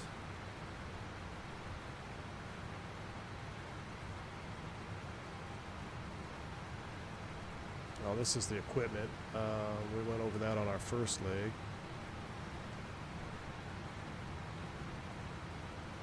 Two four right is 89.26, but that's in meters. Length in meters. What's 89.26 meters to feet? 8,900 feet to meters is 2712. Length in meters is 2712. Alright, mode A3 is selected. We got to go baro to radio and 50 foot. 50 foot across the board. We'll do radio. 50 is set as well.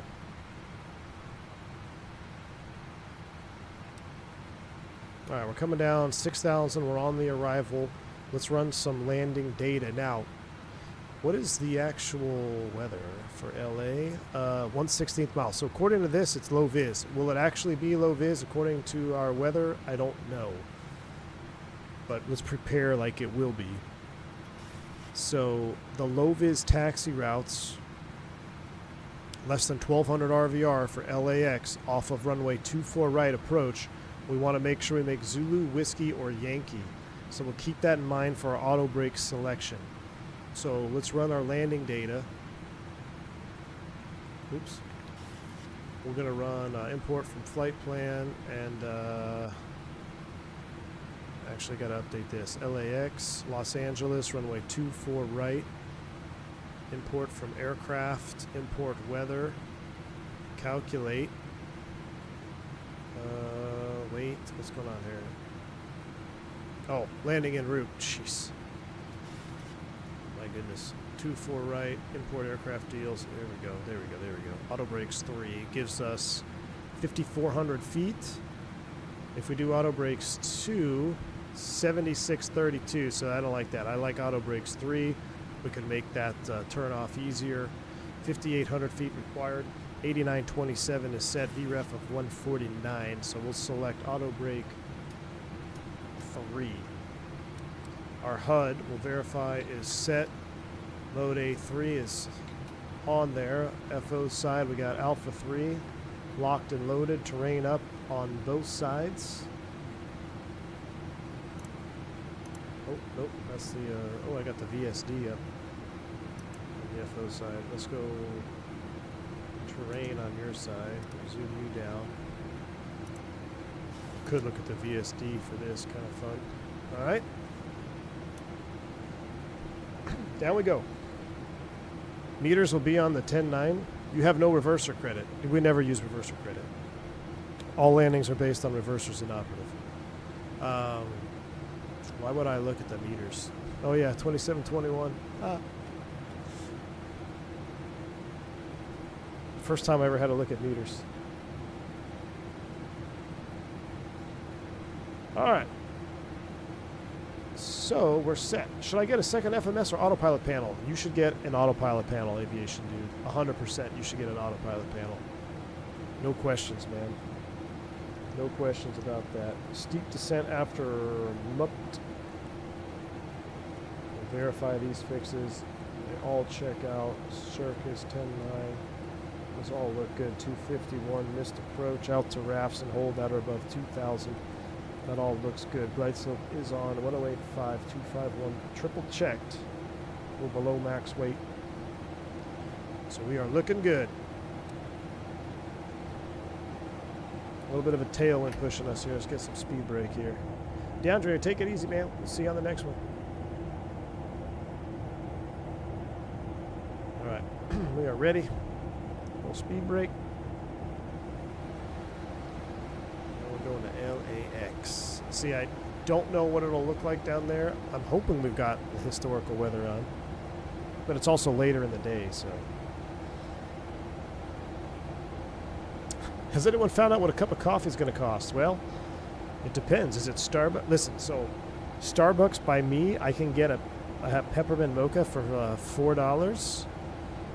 Peppermint mocha at the airport Starbucks, that's not even in the airport, just close to the airport by the rental car return, was $8.90 something. It's almost $9. So it depends.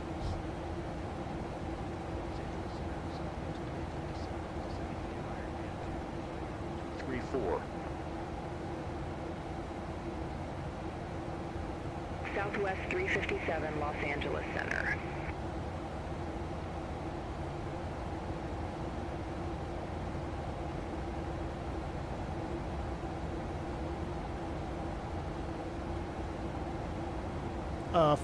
Force feedback is a different beast. I almost had to relearn how to flare and fly and approach manually after getting the Moza yoke. I was so close to being so gentle and not using enough trim. Yep, exactly right. That's what I'm saying. There is no. if I were to, like I said, rank the simulation enhancers, force feedback being number 1, number 2 is miles below number 1. It's that much of a game changer. Thrustset says, I believe the actual quote was a couple of cups of coffee. There you go. So a couple of cups. If I get 2 peppermint mochas for the wife and I at the airport, that's $27. I flew in the AirCal livery, American 737. Ooh, that's a nice one. A few weeks ago, might be my favorite livery along with bare metal. AirCal is nice. We do not have it in the OC3, unfortunately. We have TWA, which is really nice. We have the One World, but we don't have any bare metals. I cannot wait because I agree with you. I think American Airlines has some of the best retro liveries on the 737 because they've got all of those defunct airlines represented on their 737 fleet. They have some really good ones on the Airbus too, with US Airways and the Piedmont Bird and Stand Up to Cancer. So they've got some really good. I can't wait for the community to get a hold of the NG and crank out some. We're gonna have to do like a week of American.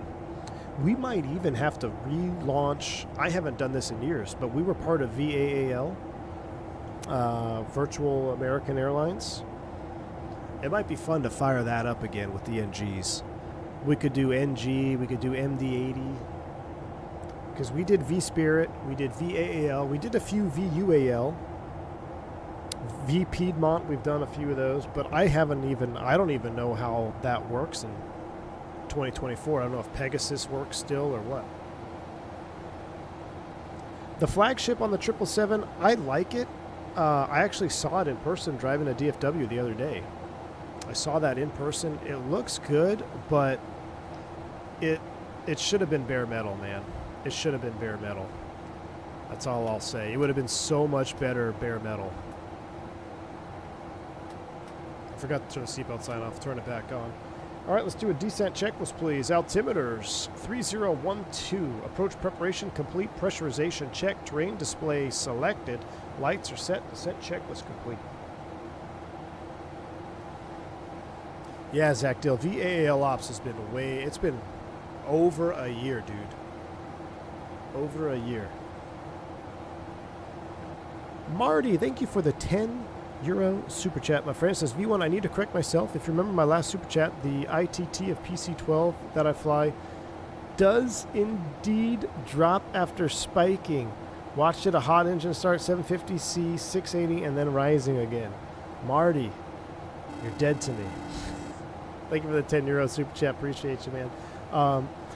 So we have concluded then that the PC-12, the engine, the PT-6 that's in the PC-12, I think it's one of the largest PT-6s available, right? So because of that, I think it really emphasizes that dual ignition, or like you get 2 igniters, right? So you get half the ignition, or is it the ignition or the fuel? Fuel nozzles. Half the fuel nozzles and then more fuel is more apparent on the PC-12, because we did have another PC-12 driver confirm that as well. So I appreciate the super chat, but still dead to me. One peak. Plateau. But here's my question. My follow-up question, Marty, is does that happen every start? Or was that only during a very cold start did that happen? Where you actually lost 70 degrees C. Now here's the other thing too. You guys are using your fancy digital ICAST display where you can read single-digit increments. When I flew PT-6s, it was a round needle that looked like it was, you could barely read the lines in between it. You knew where it was supposed to be, and that's where it was. So, Hunt, I did see your comment from yesterday. You got your pipe burst, man. Glad everything worked out. Welcome back, man. Frozen pipes are no good.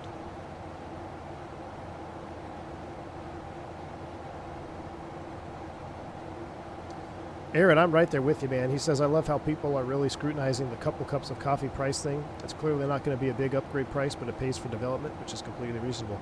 I totally agree, Aaron. Look, PMDG has been around for a long time. They obviously know how to run their business.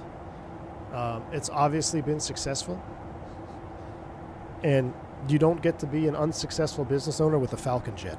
So everybody can say what they want to say about pricing, but at the end of the day, PMDG has, you know, they know what they're doing. Whether you agree with it or not, that's irrelevant. No one is sitting here forcing you to buy something either, right? If you do not think it's worth it, then you can stay and fly the 737 in 2020, right? More the merrier. But it is what it is, man. It gets people get really really get bent around the axle about that. Southwest 357, contact Los Angeles Center 125.8. Contact Los Angeles Center 125.8, Southwest 357. Take care. A little bit hot. A little bit hot. A little more speed breakout. Los Angeles Center, Southwest 357, descending via Ironman 2, 2,400 feet. Gotta fund Rob's next tri-holder somehow. Hey. Southwest 357. I wish I had a tri-holder, man. Southwest 357. Park Avenue Starbucks or Topeka 7-Eleven. Contact SoCal approach. SoCal. Oh. Good morning. I need a radio panel. That's what I need next. Southwest tree 57, SoCal approach, altimeter tree 012, expect the visual approach, runway 24 right. That guy sounds like he's a legit controller. I feel like I've talked to him. Expect the visual approach, runway 24 right, Southwest 357. Now, they may try to give me the visual because I'm not running real, they're not looking at the real weather that I am. Basement dwellers. Mick Shiggity Pilot says, do you know if I bought the 737 and 700 in 2020, do I have to pay full ticket for the 800? For the 800, I believe, Mick Shiggity, so someone correct me. How did they bundle them? Was it 700 and 600?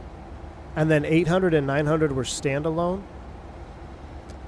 I can't remember off the top of my head, McShiggity Pilot. Maybe someone in chat remembers. I thought they bundled two of them in 2020. They're all separate, Aaron? Okay, so I was wrong. So they're all separate. Never mind. They're each individual. There you go. So I was wrong. All individual, McShiggity Pilot. But to my understanding, if you have the 700 in 2020, if you go to 2024 and you get the 700 again, it will be at upgrade price versus full price. But if you buy the 800 in 2024, then yes, you're going to pay full price for the 800 because it's a separate aircraft. Jet 2 FX ray, descend and maintain 4,400, altimeter tree 011. The 600, oh, that's what it was. The 73600 standalone was $35. That's what it was. Right? And like the 800 was almost double that, or $60, something like that. The 600 was the best. That was the best $30 you could spend. I couldn't believe that. $35 for the PMDG 737-600. Which does everything the 7, 8, and 9 do and more, except you don't have winglets, which I think is cooler. And you talk about pocket rocket, man. That 600 was a blast. All right, well, where are we at here? We are 9,230. We're coming back on the speed. We're looking good. About 10 prepare for landing. We already made the PA. For landing checklist to the line, please. Approach briefings complete. Seatbelts on. PAs complete. Recall checked. Auto brakes as required. HUD is set. Radios and displays, set and cross-check. We'll verify one more time. 1085, 1085, 251. Beautiful. Set and cross-check before landing. Checklist to the line. Outside air temp plus 22. We're looking fine.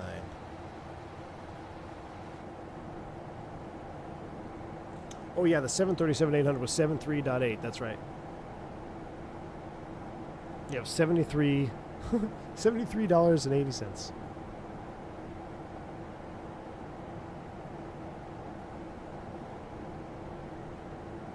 It might be low vis down there. We'll see. I'm half tempted to run the sim time forward to nighttime. Well, no, because that'll mess with the weather. Let's keep it as is. tonight we'll do a sunset. It'll be a sunset stream or blue hour into night, not into night, but you get what I'm saying. No more midday flying for our second stream. What's better, Beyond ATC or sand tensions? I don't know. I don't use sand tensions, so I wouldn't know. I use Beyond ATC.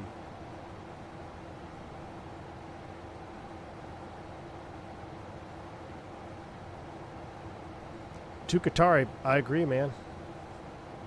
FlexJet 2 FX ray, leave darts heading 175. Expect radar vectors for. Leave darts heading 175. Expect radar vectors for FlexJet 2 FX ray.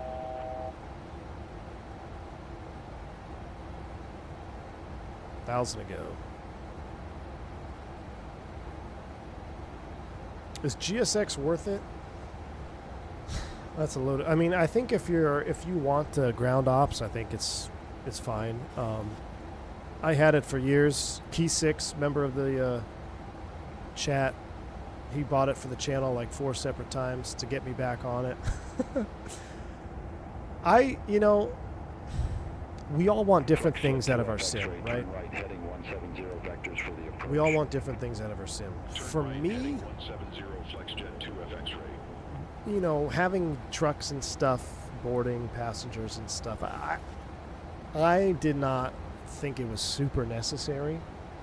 I like the pushback situation, but we all want different things. Some people want that stuff. FlexJet 2 FX ray, descend and maintain 4,000 feet.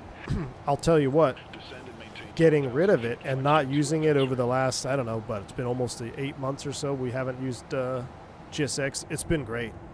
Because there's always, you got to update this profile, or you don't have a profile for this, or GSX did that, or waiting on this, But there is something to be said about sitting there loading in real time. Like, I think it's more fun for wide body, long haul flying, because you can really build the mood. Like, a couple of the really long flights that we've done, the Sydney to LA, or going across the pond, any of the long hauls we've done where we're sitting there, like, just kind of building the mood, it's fun for that, but there is a whole lot of headache that comes with it.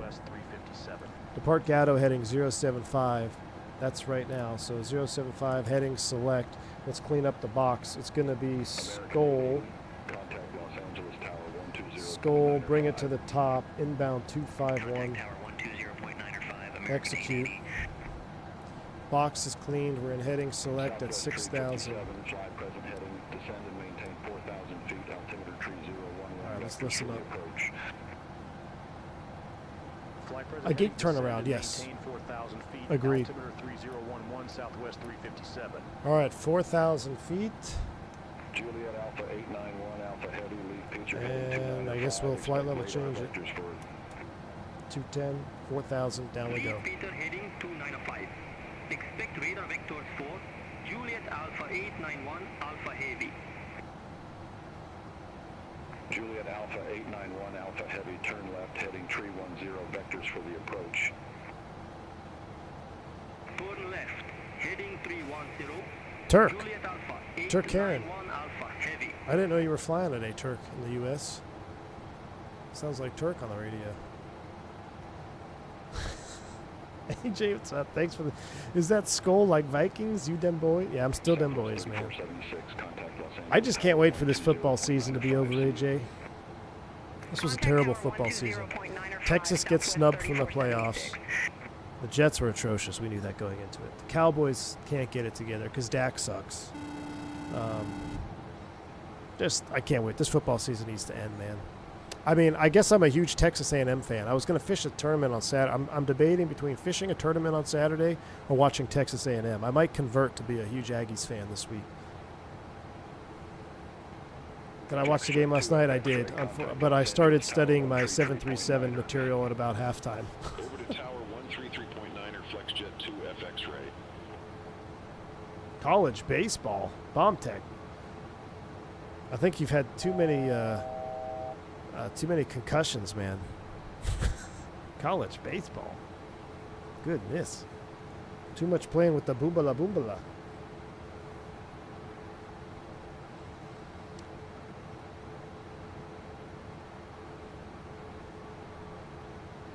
Hunt, I've been using default pushback, man. Alt-P. Default pushback in the sim. Left Alt-P will get you pushing back. And then you just left Alt-P again to stop it, or you can let it go to where it thinks you should go. But my goodness, this is the best clouds I've ever seen in my life. Tell me those clouds don't look amazing, guys. Though they've nailed the wispiness, like the light wispiness there. To me, that looks so good.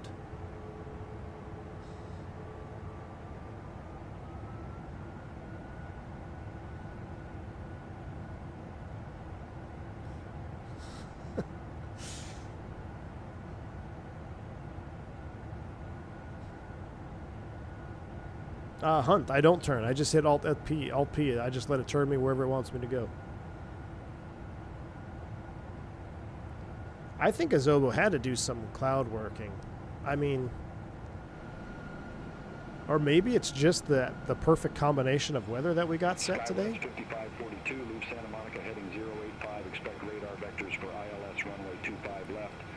How far out we getting vectored, Chief? Leave Santa Monica heading 085. Expect radar vectors for ILS runway 25 left. Sky West 5542. Getting ready to turn myself in here. Alpha 891, Alpha Heavy, contact Los Angeles Tower 133.9er.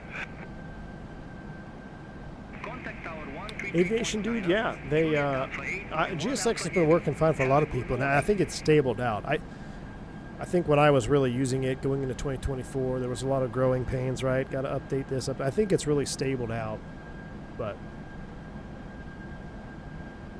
Dallas Stars are life. Sky West 5542, descend, maintain. Best forward speed. What's up, my man? That wasn't you that almost collided with a tanker now, was it? Descend, maintain for 1,000 feet. Altimeter tree 011. Sky West 5542.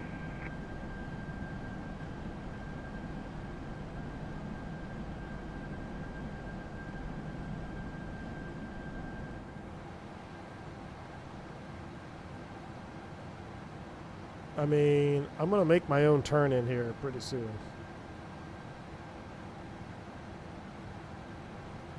Yeah. That's the benefit of beyond ATC. We can do our own thing.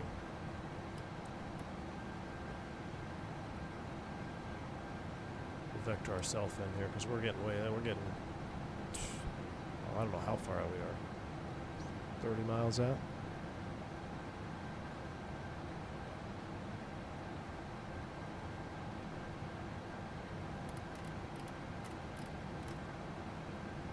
Vector through the localizer.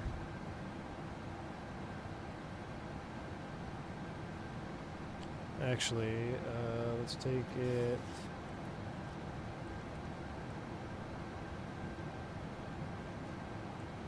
Let's go direct. PALC. Execute LNAV. VOR loc. Glide slope armed.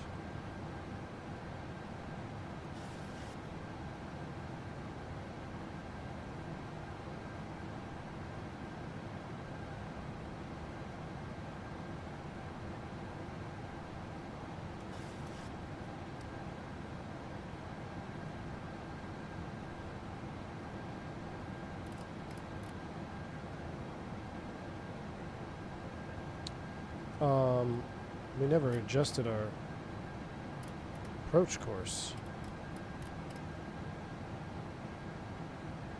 What? What's going on with our approach course here?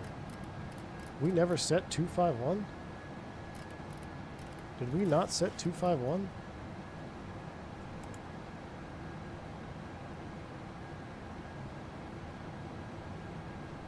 How did we not set 251? 1085, 251 both sides, 1085, we're recapturing. That was weird. Alright. I was wondering what the turn was all about there.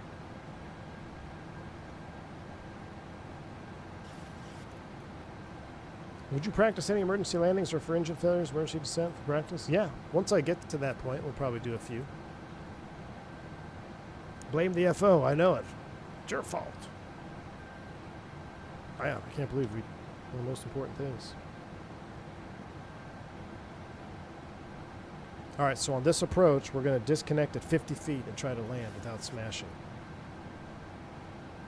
SoCal approach, SkyWest 6289, 15,100 with the numbers.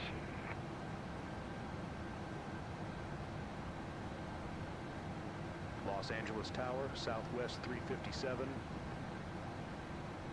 Southwest 357, Los Angeles Tower, continue. All right. Roger. Breaks out another Southwest notepad, writes 357. page 6 of at the top. Los Angeles Tower, Delta 890. Delta 890, no. Los Angeles Tower, wind We got 120 Rondazzo's at back 5, there in the... runway 25 left, Oh, we clear got the to door land. open, too. Runway We 25 got left, Rondazzo's clear to seat land, out for Delta him. 890. You hear the clicking of the pen from the check airman. Never a good sign. All right. We're at 4,000 feet. We're below the slope. Glide slope is armed. We're 210. Let's go flaps 5.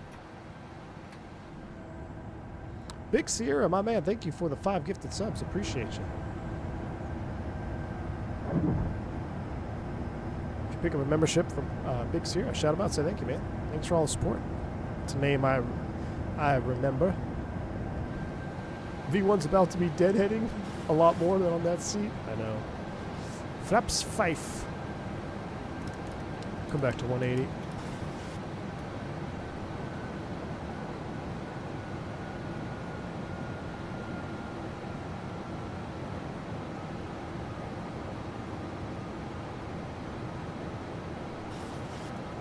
All right.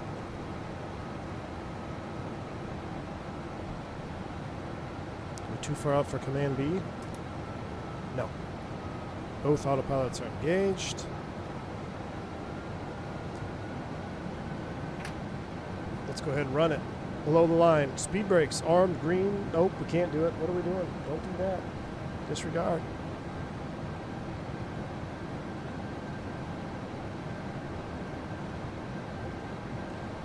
All right, recording is recording.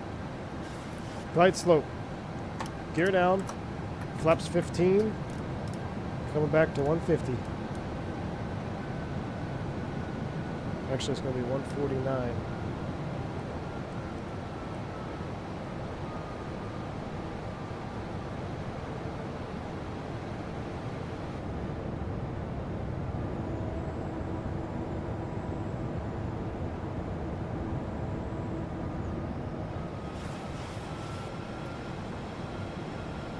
All right, now let's run it. Below the line, speed brakes, armed, green light, gear, down at 3 green, flaps, 30, green light. Landing check is complete.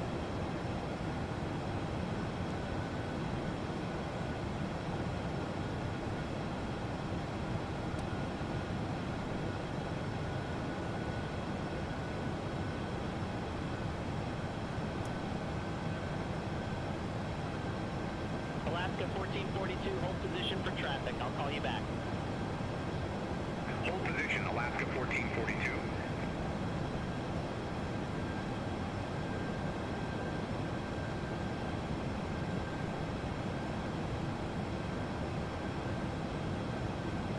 Why so early? Because we're slowing for traffic.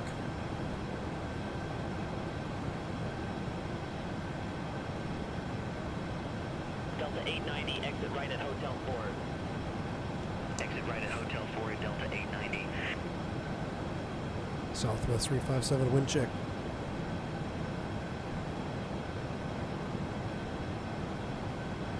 $2,500. Wind 120 at 5. All right.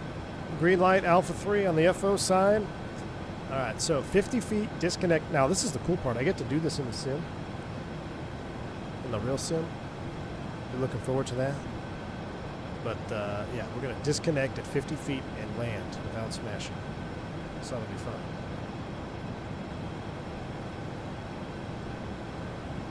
Hopefully my autopilot disconnect is bound.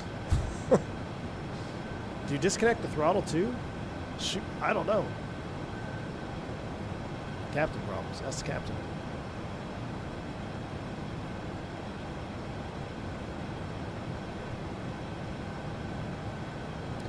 Great representation out the window of low vis. That's pretty much what it looks like. A whole lot of white.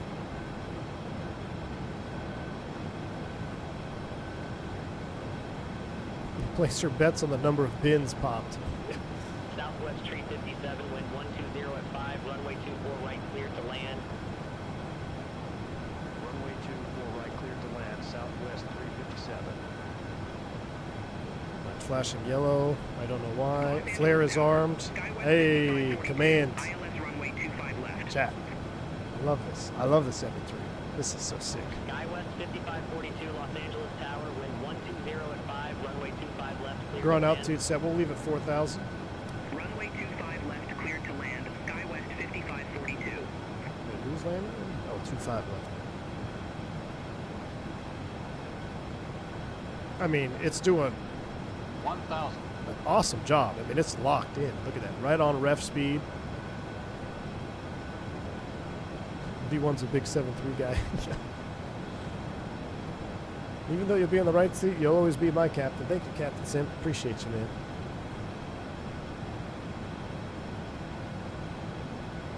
I would not be sad if we broke out early. Los Angeles Tower, southwest 2135, ILS runway 25 left. A little bit of ground contact out the side. Southwest 2135, Los Angeles Tower, wind 120 at 5, runway 25 left, clear to land. Runway 25 left, clear to land, southwest 2135.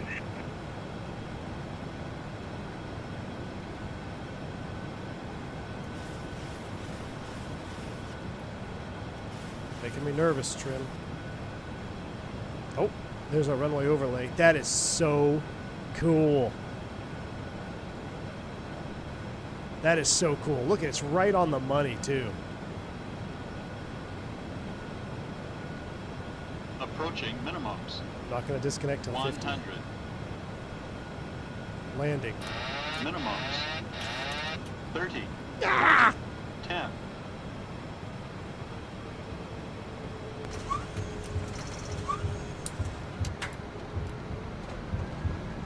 Deployed. That's wild. That is so wild. So wild.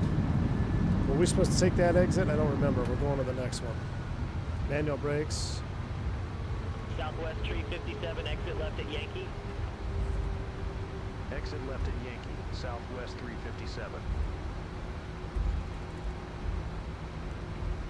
That is too freaking cool. This is a big hotspot right here. This is whiskey, but don't cross the runway here. Real tight, hold short between runways. Southwest tree 57, contact ground 121.65. So they wouldn't tell you to do that. They'd actually, oh my gosh, that is why you don't cross runways. Southwest 357, see you. That, and that happened not too long ago, where they had a guy cross the runway there. That is 100% why. Yep, recording is saved. We've got it locked in, guys. Got it. Beautiful. All right. Let's contact ground, request taxi to gate. Southwest 357, request taxi to So company we're gate. whiskey. So we could have taken whiskey or Yankee. Southwest 357, gate 18, Bravo taxi via whiskey. Hold short runway 2 for left. That's where we are. We'll poof Gate over a little 18, bit. Bravo via whiskey. Hold short runway 2 for left, southwest 357.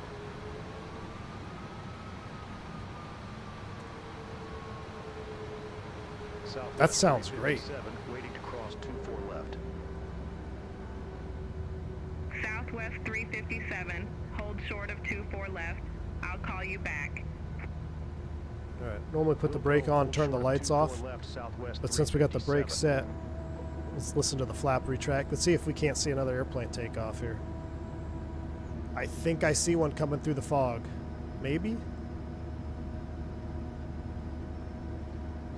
Disarm. Yeah, so holding short, brake set, we can now bring the flaps up. We'll shut the lights off.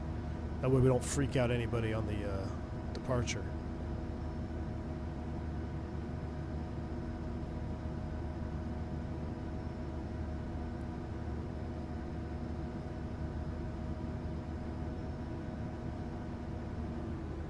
Great flap sounds. Yep, there's a guy on the departure roll right there.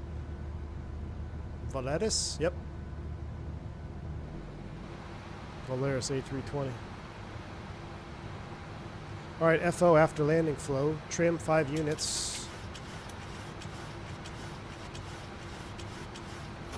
Southwest 357.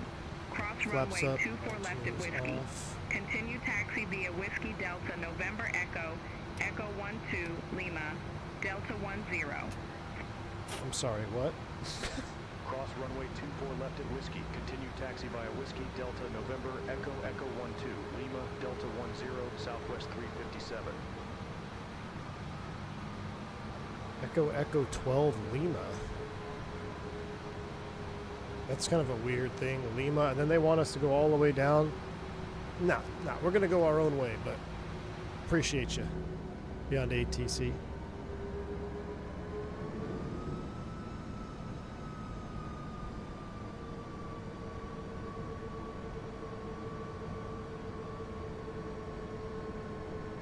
I mean, I don't know why anybody thinks the default sounds are not awesome.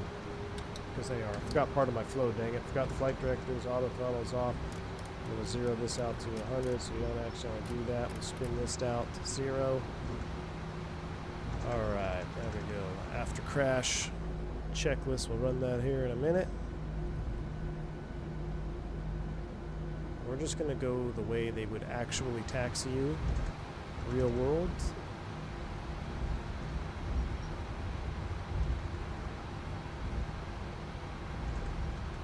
This is really good, low vis. I mean, I used to think X-Plane was the best at low vis. This is really good representation. The way these buildings are fading in and out, like you can barely see that, that's pretty good representation.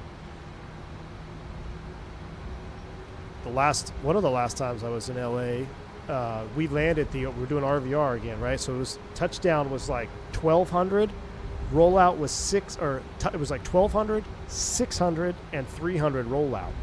Because the fog bank is moving in from the ocean. So we even saw the runway. We saw the touchdown zone, no problem. And then in the rollout, we just went 0 vis, went down to 300 RVR. You're like, jeez, you can't see anything. And you talk about taxiing slow. You're doing 2 to 5 knots taxiing, crossing between parallels, extremely dangerous. Have I ever turned on the wrong taxiway IRL? Yes, I have. Yes, I have. There are those that have and those that will, my friend.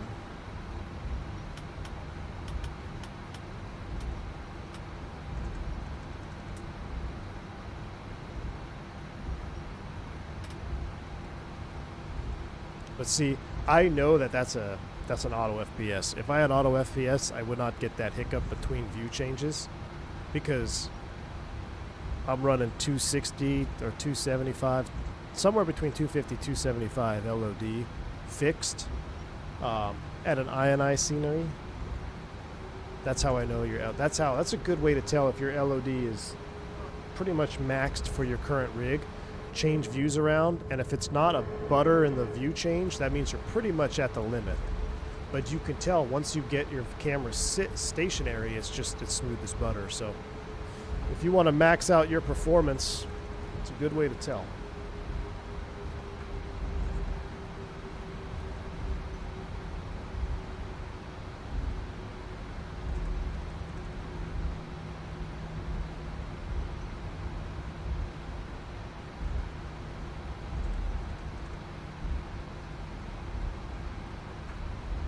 You had to do an Autoland IRL in LAX? Nice.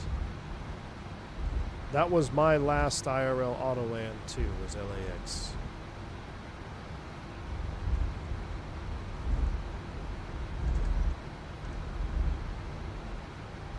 Two to 5 knots, welcome to your new reality. I know, man, I know.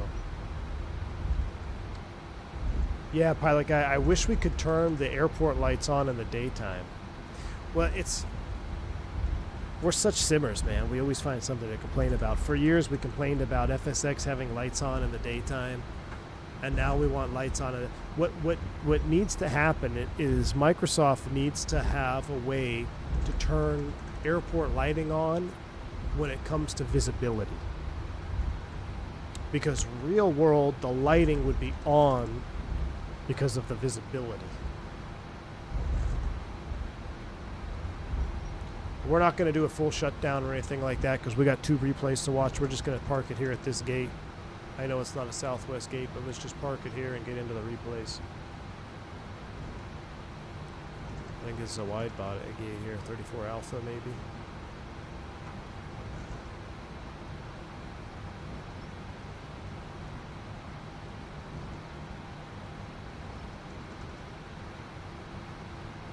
Let's see, if I had to park it from the FOC, am I on the center line? Nope. It's a little bit more like here.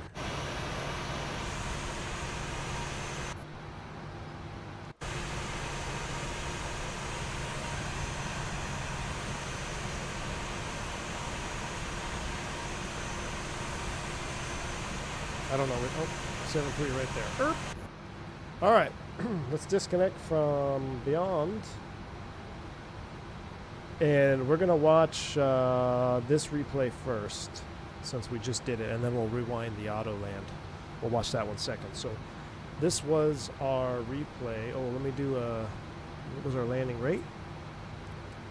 I did better than the Autoland. I got a 178.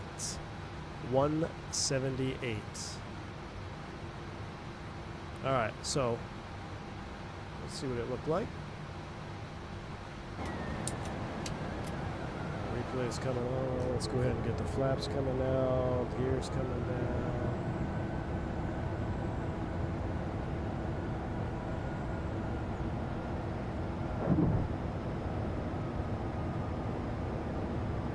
Let's let the flaps come out here.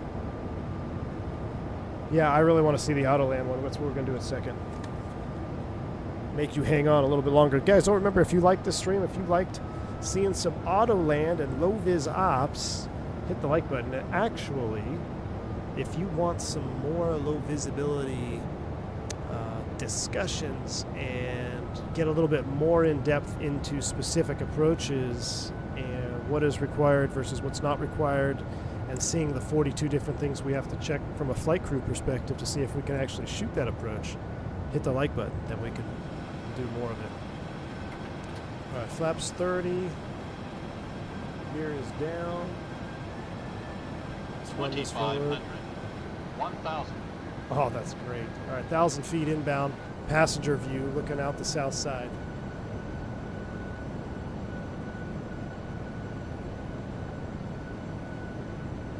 Need 40 more likes for 350. Yeah, if we get 357 likes, that'd be epic.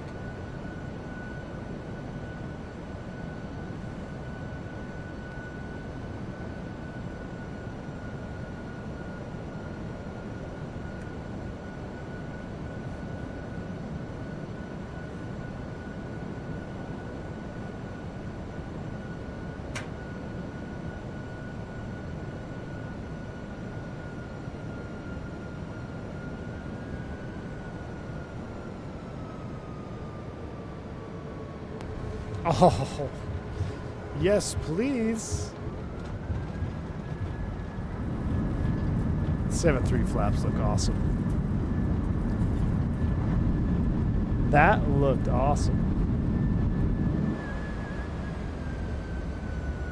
Any stream tonight? Yes, that is the plan. We're planning to do some prop ops tonight. JJ, thanks for the $2 super chat. Filming Cheech Chong's final Hotbox movie in LA. Thanks for the $2 super chat, JJ. Man, that's about as good as they get right there, chat. I think we're robbed. Where's XP72 at? Oh my gosh, yeah, we're robbed. Robbed.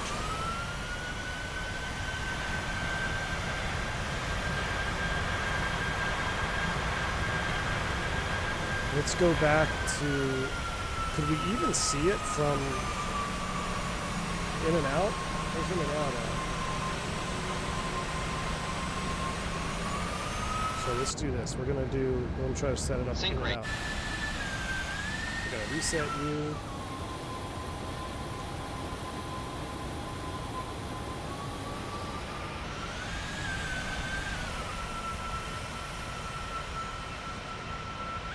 Who's in and out at?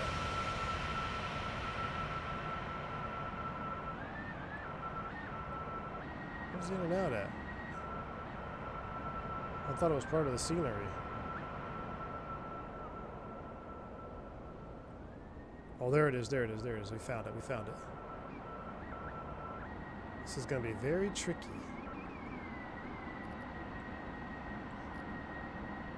I don't know why we got stalagmites in here. We got some stalagmites. Alright.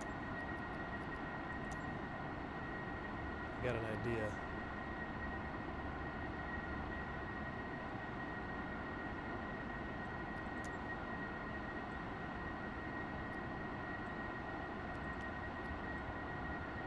Well, I guess that ruins our low vis.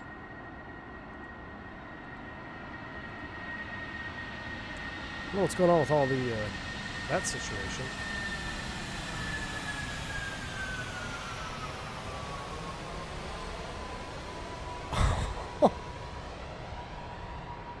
That sounds pretty dang good, guys.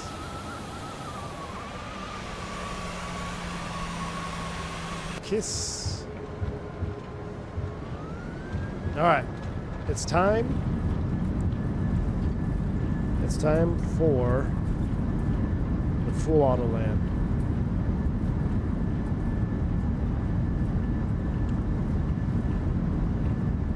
This may get a little funky, so I want to go live everything, right? And wind the time back to like 11.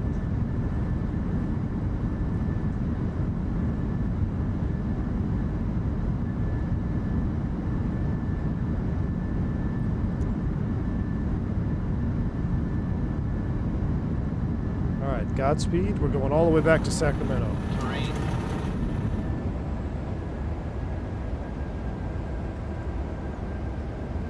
Turks, you've been random 4 to 5 times this month. Does my awful streak continue? Yes.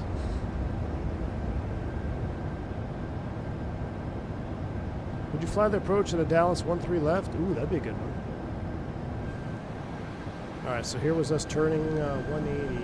I started the recording way early on this one. Right. Coming through 500 feet. This is full Autoland right here. Turks, can you believe it? I didn't get random once when I went on my base visit. Couldn't believe it. Didn't get random here or there, or on the way back. Maybe it's my new KCM card. Man, we are 3 likes away from 357. If you haven't hit the like button, see if you can do the channel a solid and get us at 357 likes. That would be sweet. Approach warm. We'd be in approach mode.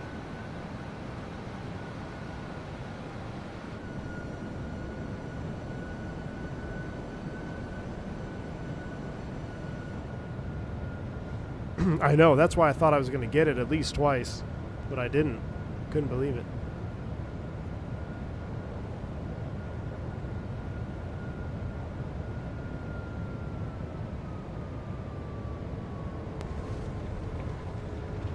I mean, that's pretty good too. That's pretty good.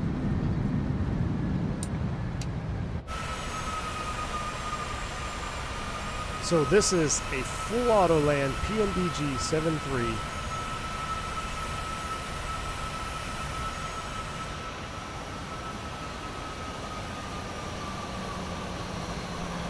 Dang. Pretty freaking good. All right, we're going to set up sail. I'm going to set up the flyby cam here right about there. Let's go here. Let's go here. Let's go here. Let's go here. Boom, boom. What a fun stream, man. Shout out to PMDG. Robert Rendazzo, the entire PMDG team. I know Mathis Koch was here earlier. This release is going to be awesome. for the updated 737NG coming to 2024 in Sim Update 4. Sim is running great. Sim ran flawlessly today. Airplane ran flawlessly. This is awesome. So great having everybody here. Thank you all for hitting the like button. Thank you for the massive membership subs that were gifted today. We had some incredible membership gifts. Big Sierra, Mike P, Blackbird Controls, Eastern T3, Pete Ski. You guys were awesome. Thank you, Colby Sullivan, JJ Stevens, AJ Funari, Lucas Bunkton. If I missed your name, I apologize. Thank you all for being here. We are going to go live tonight. Even a touchdown screen. I think we'll be in the Aerostar. I might put a poll out, so if you're a commercial member, keep your eyes open for a poll for doing an aircraft selection for tonight's stream. But I'm leaving Aerostar right now. So until then, I'll have that stream up in probably about 30 minutes or so. The stream, I don't know, maybe another hour and a half, 2 hours from now. I'm going to get some lunch, do a little studying, get ready for a little nightcap. So until then, stay safe, stay healthy. I'm 1